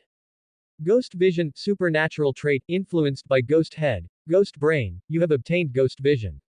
You can now see more things while in the ghost vision state. Lu Yuan's line of sight kept rising. Soon, he saw his own body from the air. This was the first time in his life he had seen himself from this angle. Left hand, terrified, it's over, it's all over. The head is gone. Right hand, singing, I really want to escape, but I can't get away tilde. Internal organs, rising curiosity, without a brain, can we still live? Left foot, scared, I can't move. Without the head's control, I can't move. The sky is falling. Right foot, anger, what the hell are you pretending for? Why can I move then? Left foot, realization, oh, sorry, my legs just went weak from fear. Central nervous system, confused, that's not right. Why do you still have consciousness and the ability to move when the head has left the body? Shouldn't everything be left to me to operate? Various organs, in unison, you old fogey, you've been waiting for this day for a long time, haven't you? Why don't we just split up the family right now? After Lu Yuan's head was plucked off by the ghost shadow, the organs inside his body immediately fell into chaos. They were noisy and unruly. I haven't even spoken yet, what are you all squawking about? Lu Yuan's main consciousness was very angry and put an end to the farce. He couldn't describe the feeling. His head and body were in different places, acting separately, yet he was still alive. It was bizarre to the extreme. However, when the ghost shadow picked up Lu Yuan's head and tried to place it on its own neck, an extreme chill suddenly spread through Lu Yuan's body. All of his organs sensed that profound aura of death. Without a doubt, once the ghost shadow finished installing the head, Lu Yuan would definitely not survive. Anomaly code. All the organs in your body are not far from death. They are enraged, they are boiling. They have temporarily broken free from the control of the dormant brain and begun to act freely. This seems to be the instinctive choice of life when faced with danger. They are much stronger than you. Your hands worked together and forcibly snatched your head back from the ghost shadow's grasp. Your feet showed commendable courage. The left foot braced against the ground while the right foot activated Ghost Foot 7, kicking the ghost shadow fiercely. Your internal organs have strengthened themselves. Now, you can be completely unaffected by the supernatural aura of ghosts. The hands reclaimed the head, and the brain's consciousness was restored. It has taken over everything. It was lucky that Shuzichi couldn't see right now. Otherwise, if the ghost didn't kill him, he would have been scared to death by Lu Yuan. What could be seen was Lu Yuan's headless body suddenly reached out with both hands and snatched the head back from the ghost shadow. At the same time, with one foot braced on the ground, Lu Yuan's entire body rotated 180 degrees. His right foot erupted with powerful supernatural energy, kicking the ghost shadow's tall frame. Although Ghost Foot 7's supernatural intensity wasn't as high as the ghost shadow's, it still kicked it back several steps. Then, Lu Yuan slowly put his own head back on. However, throughout the entire process, Lu Yuan's expression was one of absolute terror. It was as if all of this had absolutely nothing to do with him personally. Even after the head was back on, Lu Yuan failed to regain control of his body, and the look of terror on his face grew even more intense. Because he could clearly feel that he was charging toward the ghost shadow that had been kicked back. Charging. No, wait, what are you guys trying to do? What are you doing? Lu Yuan shouted anxiously to stop them. But it had no effect whatsoever. He even caught a glimpse of Shuzichi out of the corner of his eye. At this moment, 4 pale fingers had abruptly appeared on Shuziki's face. Two were positioned across his left eye. Two were positioned across his right eye. They perfectly blocked Shuziki's vision. Ghost blindness. Lu Yuan couldn't worry about Shuzichi anymore. He had already charged right up to the ghost shadow. Brain, influenced by ghost head. Ghost brain, its desires are surging, didn't you want my head? Come on then, I need you too, to form a complete ghost shadow. Anomaly code. Your brain is extremely angry about being plucked off. It also seems to be influenced by ghost head, ghost brain.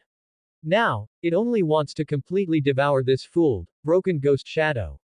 Sizzle. It was like a hot piece of lead falling into cold water. And then, the jewelry store fell into a dead silence. Shuzichi heard this strange sound. Previously, he had no time to care, and after his vision completely vanished, he couldn't do anything. Fortunately, the ghost shadow had been lured away by Lu Yuan, which gave him some room to maneuver.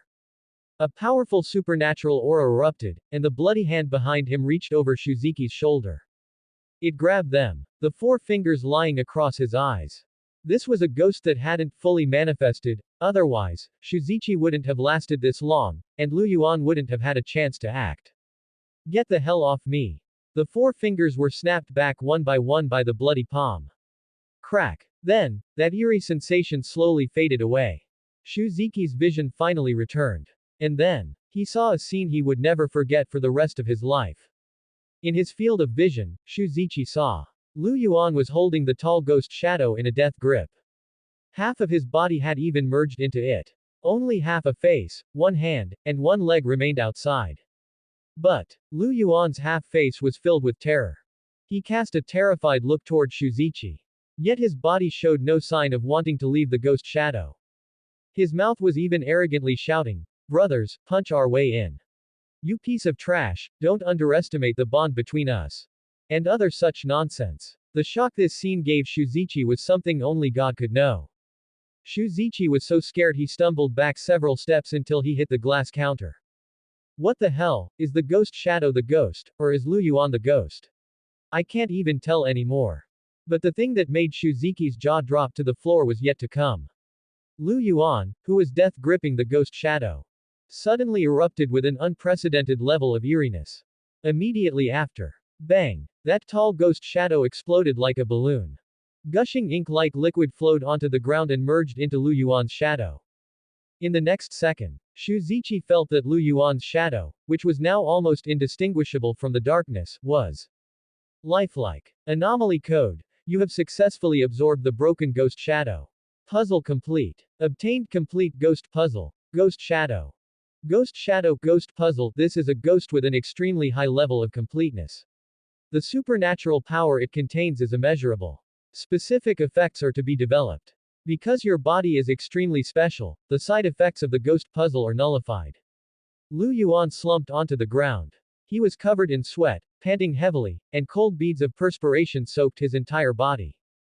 Shuzichi looked at the shattered bottle on the ground and the vanished ghost shadow. He opened his mouth but couldn't say a single word. An eerie atmosphere filled the jewelry store. But it was soon broken by a system notification. Dungeon terminated early. A path to survival has appeared. Countdown. 3 minutes. In 3 minutes, the dungeon area will sink into the abyss. All players, please leave the dungeon as soon as possible. All players, please leave the dungeon as soon as possible. All players, please leave the dungeon as soon as possible. The announcement was broadcast 3 times in a row. Lu Yuan instinctively sensed that the dungeon exit was at ticket gate 17A, which was where he had been queuing to have his ticket checked. He Fangchen and Ruan Yu were also over there. Let's go. Lu Yuan scrambled up and called out. Shuzichi didn't move, asking in a low voice. Lu Yuan, are you still human? Why are you insulting me? I'm not, I'm just confirming. Of course I'm human. Are you not? Ahem, that ghost shadow, and the head in the little square bottle. Lu Yuan looked at Shuzichi. He didn't answer, but his gaze was very pointed. You're freaking amazing. I get it. If the mission fails, then so be it. I'll keep this secret. Don't silence me. We have a deal, shop people don't lie to shop people. Stop whining like a girl. If you're not going, I'm leaving. Lu Yuan didn't bother with Shuzichi. His current state was extremely strange, but the dungeon was about to collapse, so he had to get out quickly. With that, he walked away. In his wake, Shuzichi looked at the mess in the jewelry store and the ghost shadow that had vanished without a trace, sighing deeply. I must have had 8 lifetimes of bad luck to take this mission. Shit. Then, he suddenly remembered something and shouted repeatedly. Lu Yuan, don't leave yet. At least help me put my hand back on. Thanks, Lu Yuan. I owe you one. Shuzichi shook his reattached arm. It fit perfectly without a single trace of having been removed. He nodded slightly and thanked Lu Yuan solemnly. The two of them moved quickly through the collapsing instance. Lu Yuan shrugged. His previous scheme to have the male corpse fall and attack Duan had accidentally almost targeted Lu Yuan, but after kicking Shuzichi once, the grudge was settled. Their later cooperation against the ghost shadow in the jewelry store had slightly improved Lu Yuan's impression of Shuzichi. Shuzichi's specter ability had significantly affected the ghost shadow. This had indirectly helped Lu Yuan devour the ghost shadow, so Lu Yuan helped him reattach his hand. What about the bottle? I'll write a report afterward. Anything can happen in an abyss instance anyway, and they don't have the ability to investigate it. But they might come looking for you, so you'll have to be extra careful and keep it hidden, Shuzichi said seriously. And what about that shop people don't lie to shop people thing? Seriously, you're never going to let that meme go, are you? Just kidding. Lu Yuan grinned. Shuzichi was speechless for a moment, glancing back at the jewelry store receding in the distance.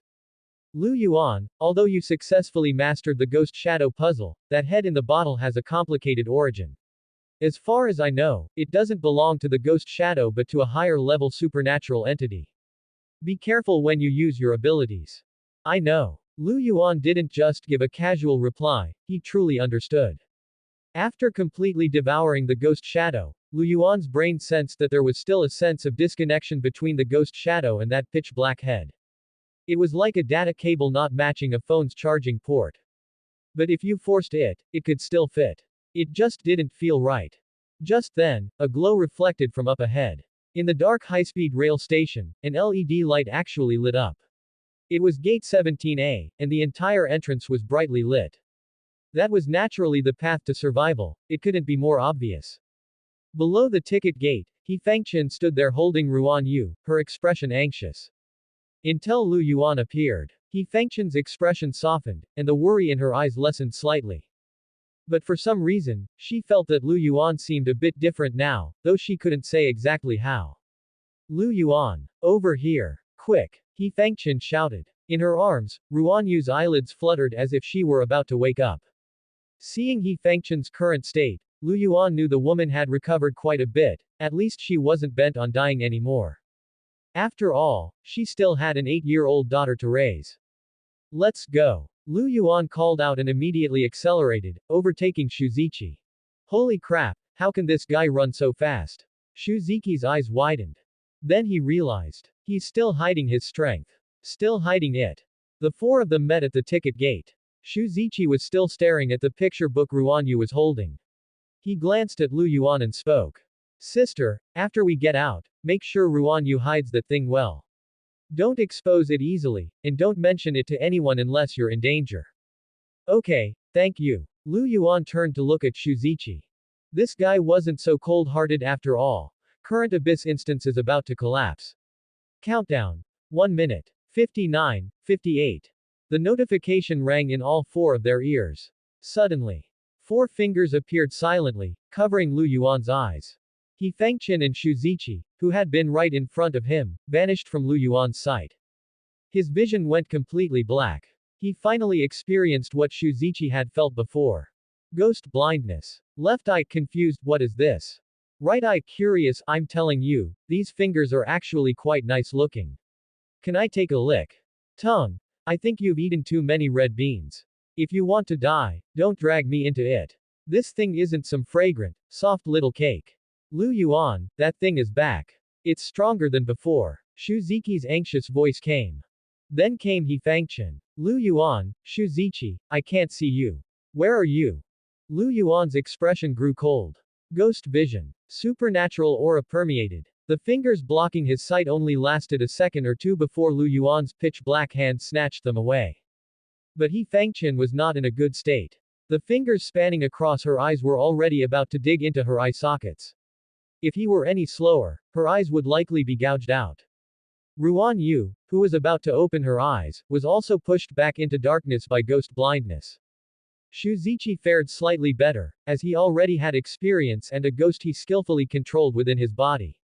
Lu Yuan made a split-second decision. He pushed He Fangchen, who was holding Ruan Yu, directly into the passage.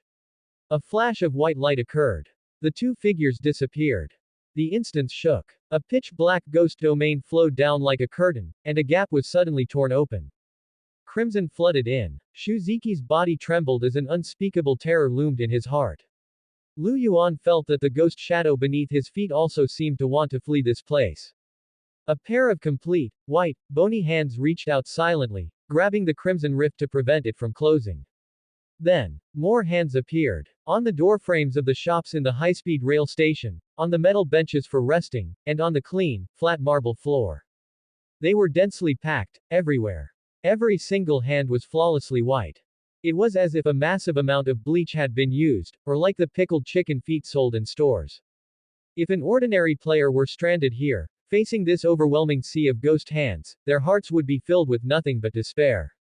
And these hands belonging to ghost blindness were rapidly spreading toward them. In an instant, Lu Yuan understood. The target of ghost blindness wasn't the players at all, but the ghost shadow beneath his feet. But Lu Yuan's guess was quickly rejected by his brain. Brain, it's not for the ghost shadow, but for that pitch-black head. It was a case of the left brain attacking the right brain. Anomaly code. This head doesn't belong to the ghost shadow at all. It belongs to a higher-level supernatural, ghost. Ghost blindness is here for that too, it's targeted you. Lu Yuan gritted his teeth. What's the use of saying all this? It's not like I can just give the head back to it.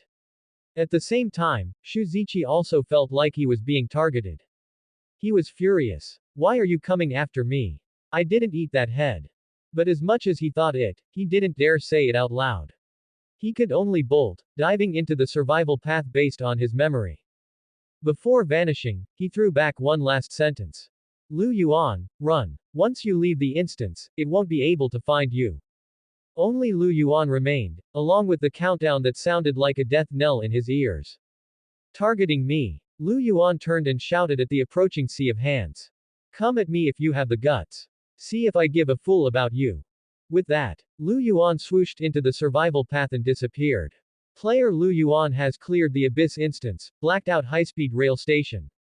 Personal evaluation. Perfect. Personal panel, inventory, shop. Unlocked. Calculating rewards. Problem detected with player identity. Repairing. Failed. Reward settlement. Your left hand has received a reward, your right hand has received a reward, your right foot has received a reward, the back of the head has received a reward.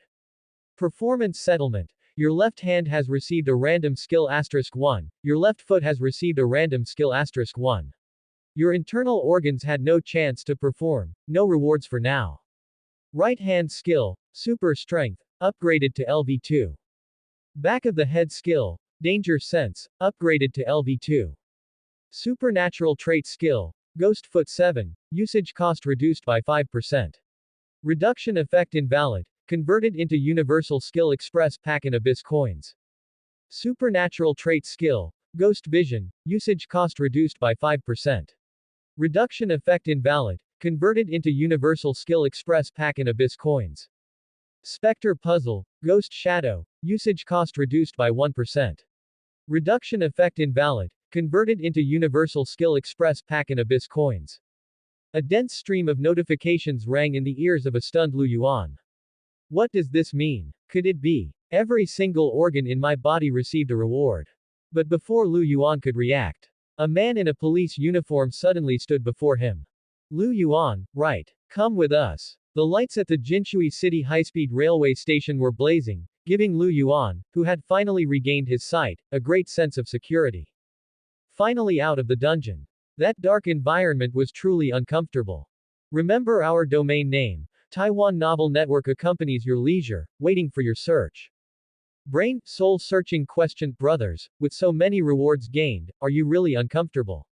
Besides, in the dark dungeon, you could be 100% yourself and perform to your heart's content. Isn't that satisfying? All organs looked over in unison. Ahem. What the hell do you guys know? Lu Yuan immediately looked at the few uniformed police officers in front of him. The leader was a middle-aged man with 2 bars and 3 stars on his shoulder. Officer Xiao, Captain Xiao, hee, this is my friend. Shu Ziqi came over with a smile on his face and stood by Lu Yuan's side. It looked like he knew this uniformed middle-aged man, and quite well at that. Shu Ziqi, I knew you were here. This dungeon outbreak has something to do with you, doesn't it? You're coming with us too. Upon hearing this, Shu Ziqi's face instantly fell. He could only secretly give Lu Yuan a look. Afterward, the two were taken away separately, but the young police officer leading the way didn't use any coercive measures, instead, he seemed rather polite. Lu Yuan hadn't experienced this kind of situation before, so he could only follow obediently. Before the dungeon, Lu Yuan was just a corporate slave and a model youth. He had a natural sense of awe for those in uniform. Soon, Lu Yuan was taken to the temporary command center next to the high-speed railway station. Once inside, Captain Xiao, the leader, gestured for Lu Yuan to sit down. Across a large table, sitting opposite Lu Yuan, was a woman wearing glasses who was hunched over writing something. Captain Xiao pointed at Lu Yuan and spoke to her. Lu Yuan, one of the 4 survivors out of the 7 in the dungeon. As you requested, Shu Ziqi has been handed over to the other side, but are we really just going to let him go like this? It was just strange to Lu Yuan that the woman wasn't wearing a police uniform. But judging by Captain Xiao's posture, he seemed to be taking orders from her. It's fine. That side will be handled by the higher-ups. I'm only responsible for the remaining 3 survivors. After saying that, the woman looked up and curiously observed Lu Yuan. Then, she reeled off his details as if reciting a family treasure. Lu Yuan, 26 years old, single, no bad social connections, graduated from Heshan University Business School, majoring in marketing. Currently working as a digital marketing specialist at Yunfan Technology in Linton City. Currently residing at No. 198 Tongling Road, Hejiao District, Linton City, Zhonghai Province. You also have a co-tenant named Lu Tingting. Lu Yuan's eyes widened instantly, and he opened his mouth repeatedly. Wait, are you really checking my family registration? Officer, I'm a law-abiding citizen. I've never done anything bad. I often help old ladies cross the street. The woman closed the record book and waved her hand. Everyone who comes here claims to be a law-abiding citizen. I know this dungeon incident had nothing to do with you, and you were also a victim, so there's no need to be nervous. I called you here just because there are some things I need your cooperation with. Lu Yuan immediately breathed a sigh of relief. Officer, you really are a just official. Speaking of cooperation, I have something to report. Spare me that. Speak. What is it? It's Shu Ziqi. He's a veteran Abyss player, and this dungeon must have something to do with him. Shifting the blame was Lu Yuan's specialty. But the woman acted as if she hadn't heard him and instead addressed Captain Xiao. His mental state seems quite normal. Cancel the arrangements at the hospital. Lu Yuan's brow twitched. Let me formally introduce ourselves. This is Xiao Zihua, captain of the Jinshui City Criminal Investigation Detachment. My name is Secretary Zhao, seconded from the Linton City Emergency Management Bureau. You and Shu Ziqi are both from Linton, and now you are both Abyss players, so from now on, you are under my jurisdiction. What about him? Lu Yuan was still quite curious about Shu Ziqi. Him. He's an old fox, someone will deal with him. Secretary Zhao's tone was dismissive. She then turned her head to address Xiao Zihua. Captain Xiao, sorry to trouble you. Please pay close attention to the hospital side. If the people are fine, arrange for their transfer to Linton. Understood. Xiao Zihua stood up and left. Lu Yuan asked, Secretary Zhao, are you talking about the mother and daughter, He Fengqian and Ruan Yu? Yes, you saved them, didn't you? Secretary Zhao's eyes were sharp, as if she wanted to see right through Lu Yuan. I wouldn't call it saving them, we helped each other. It was Ruan Yu who. Lu Yuan paused. Yes, that little girl's situation is quite special. But don't worry, neither of them is in any life-threatening danger, they were just severely shocked and traumatized. I believe you know that better than I do. As long as they're okay. Lu Yuan was truly relieved now. Let's talk about your situation now, Secretary Zhao said indifferently. You are now an Abyss player. You will enter dungeons in the future. Whether you live or die depends entirely on your own abilities. Of course, those who can make it out alive all have significant skills, like that Shuzichi. Lu Yuan nodded his head like a chicken pecking at rice. I really need to check up on this jerk. The appearance of abyss dungeons is unavoidable. As you know, the dungeons are filled with ghosts and monsters. Even if many people make it out alive, their mental state is greatly affected. The country's current policy is to maintain stability, to avoid the spread of news about the abyss causing panic, and to prevent people with psychological issues from causing disturbances. That's why the Emergency Management Bureau was established to specifically handle matters related to the abyss, while also recruiting relevant talent. Shuzichi is also considered a person from the Emergency Management Bureau. Lu Yuan was greatly shocked. Can someone who secretly smuggles the heads of evil ghosts be an official government employee? Seeming to notice Lu Yuan's surprise, Secretary Zhao explained. Everyone understands that the more capable a person is, the less they like to be controlled. The country's control over abyss players is still relatively loose. As long as they don't break the law or act anti-socially, they can join the Emergency Management Bureau just to have a status. But Lu Yuan knew that Secretary Zhao was implying something more. It wasn't just having a status, they were also under surveillance. Before today, Lu Yuan had never heard of anything like players or the abyss. Additionally, there are quite a few civilian organizations, such as communication associations, travel groups, fishing groups, and so on. But generally speaking, it still comes down to that. As long as it's not illegal, the country turns a blind eye. So that's it. Lu Yuan remembered that he had once joined a fishing group, and as soon as he got in, he posted a picture. In the picture, Lu Yuan was holding a big silver carp weighing a full 20 jin, smiling brightly.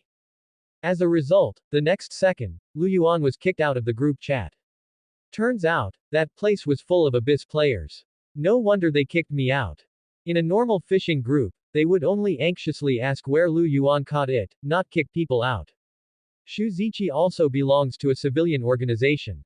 His trip to Jinshui this time wasn't a mission from the Emergency Management Bureau. By now, he's probably finished giving his statement. Secretary Zhao raised her hand, looked at her watch, and then pulled a small gray booklet from her pocket and handed it to Lu Yuan.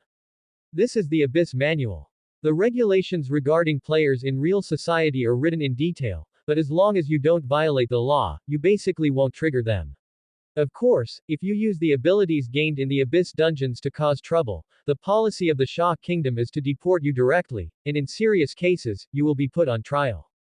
Secretary Zhao stood up, pressed her hands on the table, and stared at Lu Yuan. This was the first time since they met that her eyes carried a warning tone. But Lu Yuan. Right-eye pervert mode, you have to admit, Secretary Zhao wears glasses, and you couldn't tell while she was sitting down, but now that she stood up, wow, they're really not small. The whole person looks much better. Left eye on lookout, everything around is normal. Over. Secretary Zhao did not notice Lu Yuan's abnormality and said seriously. Lu Yuan, remember, the Emergency Management Bureau is full of experts. Players like Shuzichi are just ordinary. So, absolutely do not commit crimes in reality. Understood. Lu Yuan stood up, his posture extremely serious, and gave a salute directly. Who could resist that? Even the dead serious Secretary Zhao was amused. Alright, stop with the theatrics. Hurry up and leave, there's nothing else I need your cooperation with. Oh right, if you consider joining the Emergency Management Bureau, come to the Linton City Police Station to find me. Before leaving, Lu Yuan turned back to ask. Secretary Zhao, I don't know if I can go visit He Fangchen and Ruan Yu. Secretary Zhao looked up, her eyes flickering, and replied. Come to the Linton City Police Station next week, and I'll take you. Many thanks. Bidding farewell to Secretary Zhao. Walking on the Jinshui City High-Speed Railway Square, Lu Yuan was deep in thought.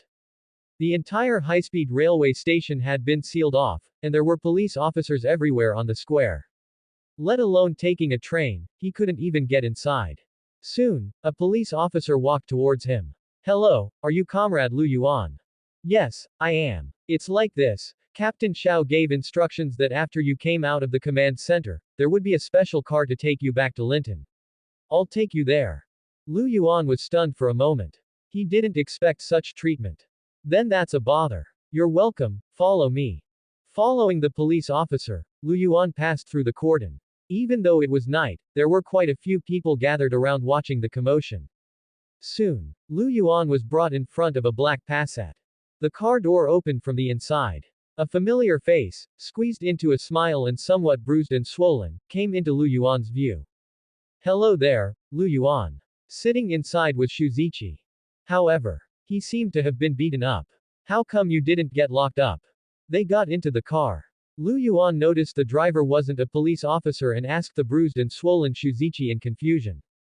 Shuzichi immediately huffed and puffed, though he didn't have a mustache to blow. I already got a beating, isn't that enough? Hearing this, the man driving spoke coldly. A beating is all we could do. We can't actually kill him, that would be a loss for the Emergency Management Bureau. Wang Shuo, what do you mean by that? What do you mean, would be? It clearly would be a massive loss. Shuzichi grumbled, clutching the back of the front seat. A beating is light. You're just taking advantage of the captain's absence to cause trouble. You'll behave once the captain is back. The man named Wang Shuo said without looking back. After saying that, Wang Shuo turned his head slightly toward Lu Yuan in the back seat and spoke again. Introduce your new friend. Shuzichi stopped pestering him and rubbed his swollen mouth. This is Lu Yuan, a new player who survived the Abyss instance. He's very strong, and I'm planning to invite him to join our squad. Lu Yuan, this is Wang Shuo, nickname Hourglass. He's part of the same team as me, Long Night. Our Long Night squad isn't under the Emergency Management Bureau, we're a self-organized group. We don't have many people, but we're elite. Before Lu Yuan could process this, suddenly, Wang Shuo and Shuzichi spoke in unison. The night need not remember our names. When the long night breaks into dawn, those who survive will naturally remember. Their voices were powerful and filled with conviction. Lu Yuan, what kind of bullshit cult is this? Are you inspired? Lu Yuan, what do you say? Interested in joining us? Shuzichi asked earnestly. No. Information sharing, instance notes sharing, helping each other with real-world commissions to make money. Aside from not having many gold tools to contain vengeful ghosts, it's all benefits. Plus, no restrictions on personal freedom. Truly no interest. Shuzichi's eyes were full of excitement. No interest. Shuzichi immediately deflated like a wilted cucumber and slumped in the back seat. Wang Shuo was more concerned about Shuzichi's mission. Shuzichi, what kind of mission did you take to cause such a huge commotion? It was commissioned by the drawer. The drawer. Wang Shuo slammed on the brakes. In the dark of night, the Passat's tires screeched against the asphalt as it came to a halt by the roadside. Shuzichi, are you crazy? You dare take their missions? Are you looking for a death wish? Lu Yuan frowned. He had no idea what they were talking about. What was this, drawer? Shuzichi slowly sat up. What's there to be afraid of? It's blood money anyway. At this point, Shuzichi looked at Lu Yuan and said in a low voice. The drawer is also a civilian abyss drawer, much larger than our Long Night. They act strangely and are very mysterious. Only powerful abyss players have a chance to join. Personally, though, I don't think it compares to Long Night. Our members all have unique skills. They have some missions that are inconvenient for insiders to handle, so they post them for outsiders to do, like outsourcing. The reward for the mission I took is a gold box capable of containing vengeful ghosts, plus a lot of money. Shuzichi's expression turned serious. Lu Yuan, even though you were a passive participant this time, given their style, they'll definitely come looking for you. Be careful. Lu Yuan was lost in thought. The Long Night squad had few members, likely all close friends who trusted each other. The drawer was also a group, a large one, that recruited based solely on strength, regardless of character, leading to a mix of good and bad people. But they had the resources to post missions with rewards as high as gold tools for containing vengeful ghosts. Shuzichi, he's not a member of Long Night, Wang Shuo reminded him. I know. Lu Yuan, that's all I can say. You're not a member of our squad, so there are rules to follow. But I still have to warn you, there are plenty of rotten people in the drawer organization. Lu Yuan waved his hand calmly. Don't worry, I never said I was a good person. He seemed to recall some events from the instance. Shuzichi. Wang Shuo. The Passat slowly started up, its laser headlights piercing the dark night as it sped toward Linton City. The three people inside the car said no more. Shuzichi and Wang Shuo were naturally cautious due to Lu Yuan's status. After all, he was still an outsider.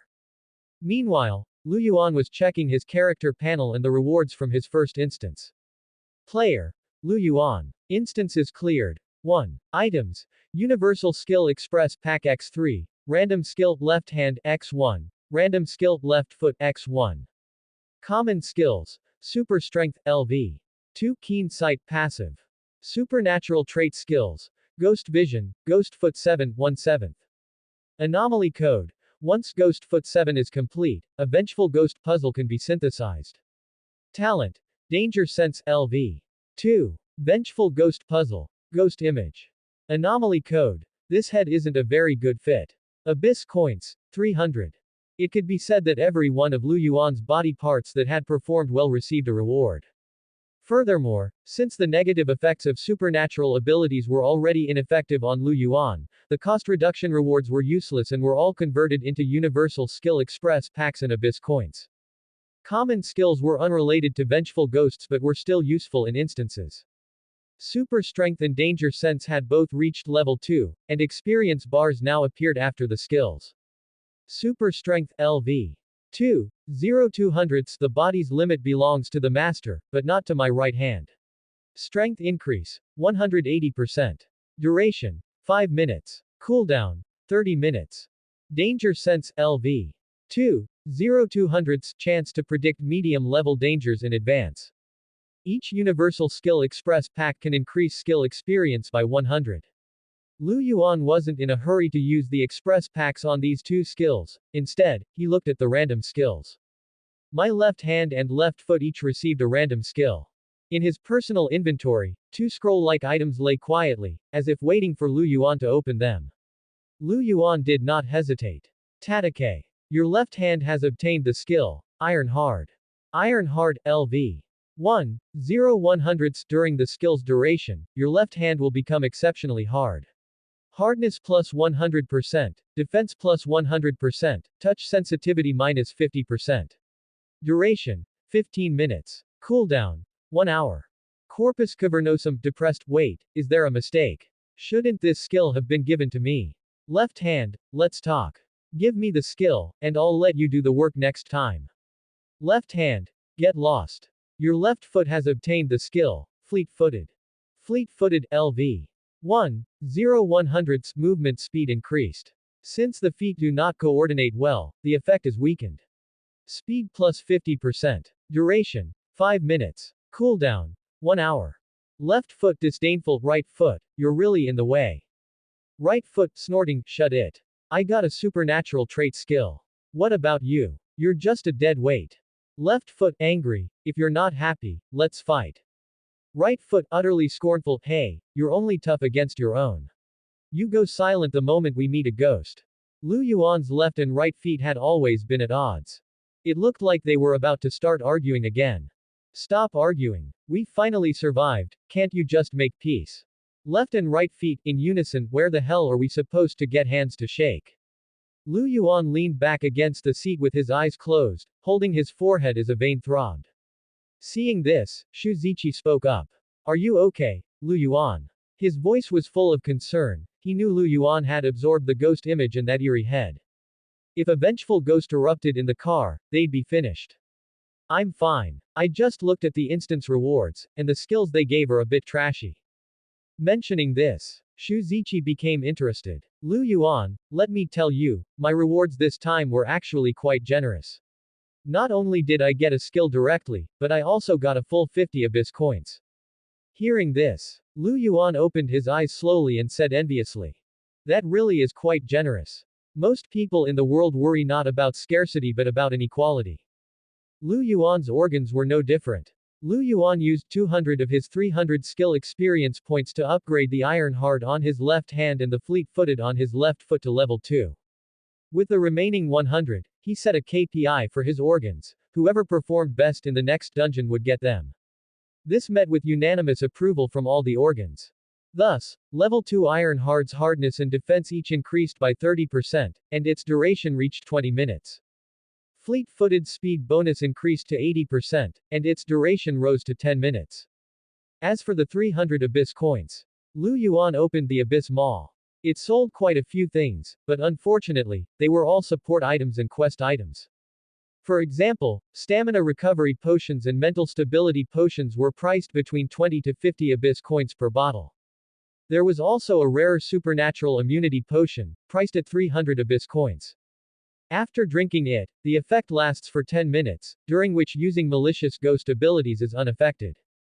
But it was expensive. Lu Yuan had earned so many rewards from one dungeon, yet it was only 300 abyss coins, just enough to buy one bottle.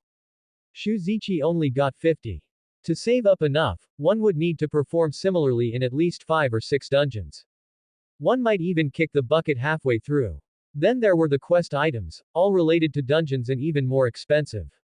Severed Phalanx quest item. Owning this item allows one to specifically open the special dungeon, the Vanished Graveyard. Price: 500 abyss coins. Old Bus Ticket quest item. Owning this item allows one to trigger a hidden side quest in the Supernatural Bus dungeon. Price: 800 abyss coins. And so on. Lu Yuan had no use for them at the moment, so he closed the Abyss Mall and cursed under his breath. Fool capitalists. However, besides the Abyss Mall, there were also items obtained from dungeons circulating among players, sold through anonymous posts on the Abyss forum. Of course, these were conducted offline. This made dog-eat-dog situations unavoidable, though they weren't too severe thanks to the oversight of the Emergency Management Bureau. The mission Shuzichi had taken to retrieve the square bottle in the suitcase came from the black market section. As soon as he clicked in, Lu Yuan saw a poster named Drawer had just published a bounty. Reward of 150 abyss coins for providing real-world information on the account, Bo Ya. DM for specific mission clues once verified. Bo Ya. Lu Yuan turned to look at Shuzichi. Lu Yuan, you're looking at me like that, it's scary. Shuzichi hugged himself. Open the black market and take a look. Shuzichi seemed to remember something. He opened the Abyss forum and cried out repeatedly. Crap, they're coming for me. Lu Yuan, you wouldn't sell me out for 150 Abyss coins, would you? I won't. Really. Sha country people don't lie too. Stop right there. It seemed this drawer organization really wouldn't let this go easily. Boya was Shuzichi's account handle and also his code name within Long Night. Obviously, Drawer knew a dungeon had erupted at the high-speed rail station and that Shuzichi was among the survivors. Once they confirmed Shuzichi didn't have the bottle, the remaining survivors would all be visited one by one. Shuzichi understood this as well. He said solemnly, Lu Yuan, I won't talk, but I can't stop them from finding you, or He Fangchen and her son. Lu Yuan nodded slightly. He wasn't afraid. Even if they came knocking, it would be fine if no conflict occurred. If one did, Lu Yuan was confident he could make them regret it. Compared to Drawer, Lu Yuan was more concerned about the ghost blindness from the dungeon. That thing's target was also the head. What exactly is its origin? Lu Yuan shook his head. He had already eaten it, so there was no point in overthinking. He would cross that bridge when he came to it. It was just He Fangchen and Ruan Yu. Thinking of this, Lu Yuan said in a low voice. Shuzichi, if I join Long Night, can you guarantee the safety of He Fangchen and her son? Upon hearing this, Shuzichi's eyes lit up, and Wang Shuo, who was driving in the front, glanced back slightly. Of course. Although Long Night is small, our captain is powerful and has a good relationship with the Emergency Management Bureau. You know Secretary Zhao, right? She's on very good terms with our captain. Plus, He Fangchen and her daughter were just caught up in this. Now that they've both become Abyss players and Ruan Yu is quite special, they will be protected. I guarantee it. Shuzichi's expression was solemn. Good. Lu Yuan nodded, then added, but before joining, I want to meet your captain. Lu Yuan was extremely curious about the mysterious Long Night captain they spoke of. Shuzichi was a veteran Abyss player and possessed a malicious ghost. Wang Shuo, code-named Hourglass, was also not simple. So this mysterious captain. Her strength naturally went without saying, or she wouldn't be able to lead this team. The captain. Wang Shuo uttered from the front. He then said to Shuzichi, Shuzichi, the captain doesn't know yet that you took an drawer mission on your own. If she finds out, she'll definitely skin you alive. And you're actively arranging a meeting for Lu Yuan. Aren't you just walking into the line of fire? True, but I can't exactly join without even having seen your boss, can I? Lu Yuan shrugged. Shuzichi fell silent. After thinking seriously for a long time, he finally spoke. That's fair, but not for the next few days. Why? Lu Yuan was puzzled. Wang Shuo and Xu Ziqi had mentioned earlier that the captain wasn't around these days. Had she entered an abyss dungeon? Before Xu Ziqi could answer, Wang Shuo said seriously from the front. Xu Ziqi, think carefully about this. Wang Shuo, shut up. Of course I've thought it through. I've already vouched for Lu Yuan's strength and character. Xu Ziqi patted his chest. After saying that, Xu Ziqi turned around and looked at Lu Yuan with extreme seriousness on his swollen face. Lu Yuan, you're basically a prospective member now, so I won't keep some things from you. Lu Yuan felt like he was about to hear a secret and became serious as well. Xu Ziqi spoke gloomily. The captain got arrested for soliciting. Lu Yuan nodded solemnly. So that's it. Then, he suddenly snapped out of it and said in astonishment, wait, what did you say? Did I hear that right? Xu Ziqi shook his head despondently. You didn't hear wrong. The captain got arrested for soliciting and is currently locked up in the Linton City Police Station. Huh. Lu Yuan didn't even know how to react. What do you mean, arrested for soliciting? Is that even right? No, even if she did, your captain is powerful and has connections in the Emergency Management Bureau. How could she get caught and locked up in a police station? But Xu Ziqi shook his head. Because the case is complicated, and the one leading the vice raid was the captain's husband. Lu Yuan. Is this even Chinese anymore? Why don't I understand? Seeing Lu Yuan's bewildered face, Wang Shuo, who had just driven to the designated location in Linton, stopped the car and also said gloomily. Lu Yuan, our captain is a woman. She was soliciting male models and was caught red-handed by her husband. Lu Yuan held up his hand, frowning. No, wait a second. This is a lot of information. Let me process it. Brain. I think I've crashed. Soon. Lu Yuan said seriously, you mean your captain is a married woman who is also a powerful abyss player, and she went to solicit male models, only to be personally arrested and taken to the police station by her husband during a vice raid. Xu Ziqi and Wang Shuo said in unison, correct. Sigh. Having sorted it all out, Lu Yuan's expression became solemn. Please, by all means, let me join your Long Night squad. The Long Night squad, as expected, is full of people with extraordinary skills. The captain, in particular, is truly something else. Lu Yuan sighed with emotion as he got out of the car. To join Long Night, he had to wait for the captain to be released. Since Lu Yuan happened to be heading to the Linton City Police Station next week, he made an appointment to go with Xu Ziqi.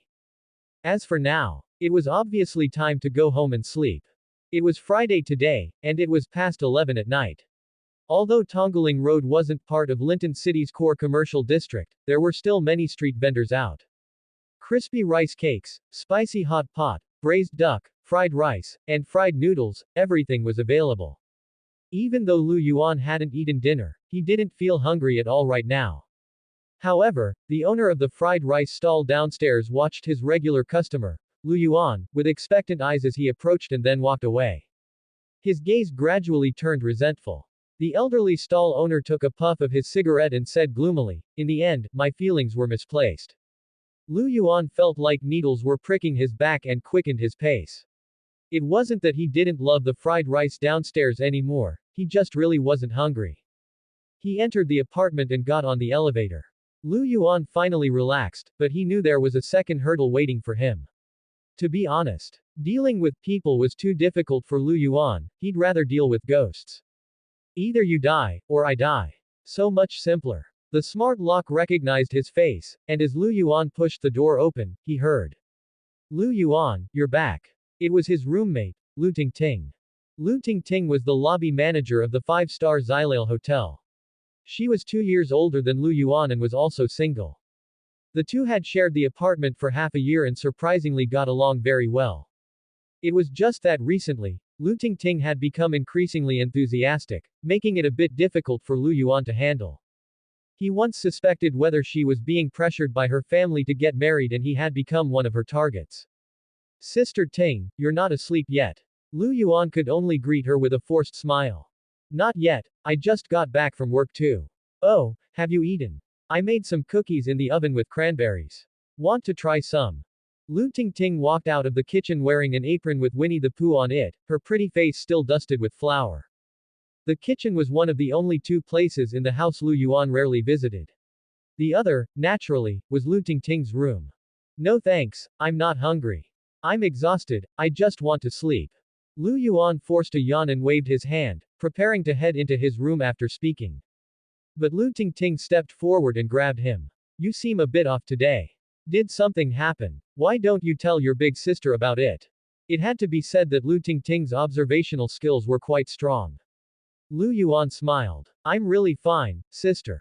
I'm just tired from running around for business. Alright, here, take these. If you get hungry in the middle of the night, you can have a snack. Lu Tingting let go of Lu Yuan's hand and stuffed a bag of cookies into his arms. This time, Lu Yuan didn't refuse and instead thanked her. By the way, Lu Yuan, someone is coming to see the room next Wednesday. I have something to do out of town for a few days starting tomorrow. If you're busy then too, I'll have her come over the weekend instead. The apartment Lu Yuan and Lu Tingting shared had 3 bedrooms and 1 living room. Lu Tingting was the primary tenant, and Lu Yuan had moved in later. There used to be another roommate who chose to return to their hometown because of work issues, leaving 1 room vacant. Lu Yuan thought for a moment. His appointment with Shuzichi was on Monday. He should be free next Wednesday. As for the company, I could be pulled into an abyss instance at any moment and face sudden death. Why the hell would I go to work? So Lu Yuan replied, I'll be home. Okay, I'll send you her WeChat then. Lu Yuan asked curiously, is it a guy or a girl? Lu Tingting smiled and spoke in a teasing tone, it's a girl. I think she's a recent college graduate. A female college student. Lu Yuan shuddered involuntarily. Du Wan had left a deep impression on Lu Yuan regarding female college students, but he still agreed. Alright, I'll contact her ahead of time then. Then I'll leave it to you. After saying that, Lu Tingting remembered something. Her eyes held an unreadable look as she said softly. Lu Yuan, I helped you hang the clothes that were in the washing machine. Next time, remember not to wash your underwear and coat together. Even someone as thick-skinned as Lu Yuan couldn't handle this. He could only flee into his room and call out through the door. Thanks, Sister Ting, but next time I'll hang them myself. Outside the door, Lu Tingting shook her head with a smile. Such a big man and still so shy. Inside the room, Lu Yuan lay spread-eagled on the bed. As the saying goes, a woman at 30 is like a wolf or a tiger. Although Sister Ting was only 28, she was close enough. Women are truly scarier than ghosts. He shook his head. Lu Yuan cleared his mind. Now was not the time for romance, and Lu Tingting wasn't his type anyway. Not to mention, Lu Yuan was a firm believer in staying single. Right hand pouting, you don't like it, but I do. You've been single for so many years, you're making me so tired. Shut up. You weak-willed thing. Lu Yuan snapped at his right hand. However, even he could only dodge repeatedly when faced with Lu Tingting's enthusiasm. Plus, tonight's encounter at the high-speed rail station had shown Lu Yuan another side of the world. He only had one thought in his head right now.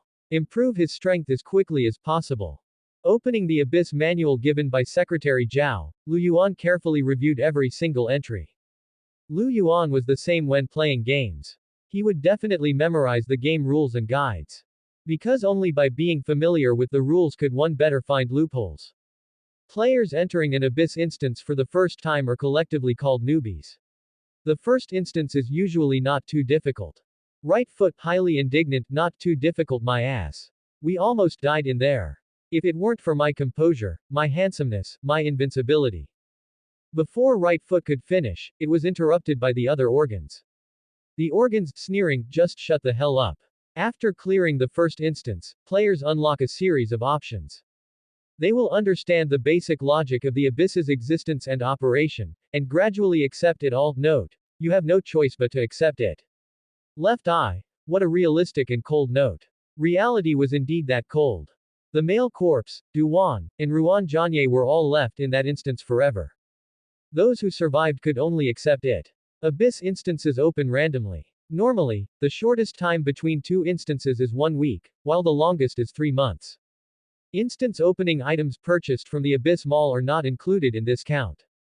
Brain analyzing seriously, it's true that Abyss instances can improve a player's strength, but the danger level is also very high. No matter what the instance is, we must be careful, extremely careful. Also, the existence of the drawer organization reminds us that there is also conflict between players. Brain comforting, but don't worry too much. With the brothers here, if everyone works together, we can definitely grow rapidly. Others enter instances alone, but when we go in, it's the brothers together. The rewards we get will also crush everyone else's. Left and right hands. Right. Left and right feet. Brain is right.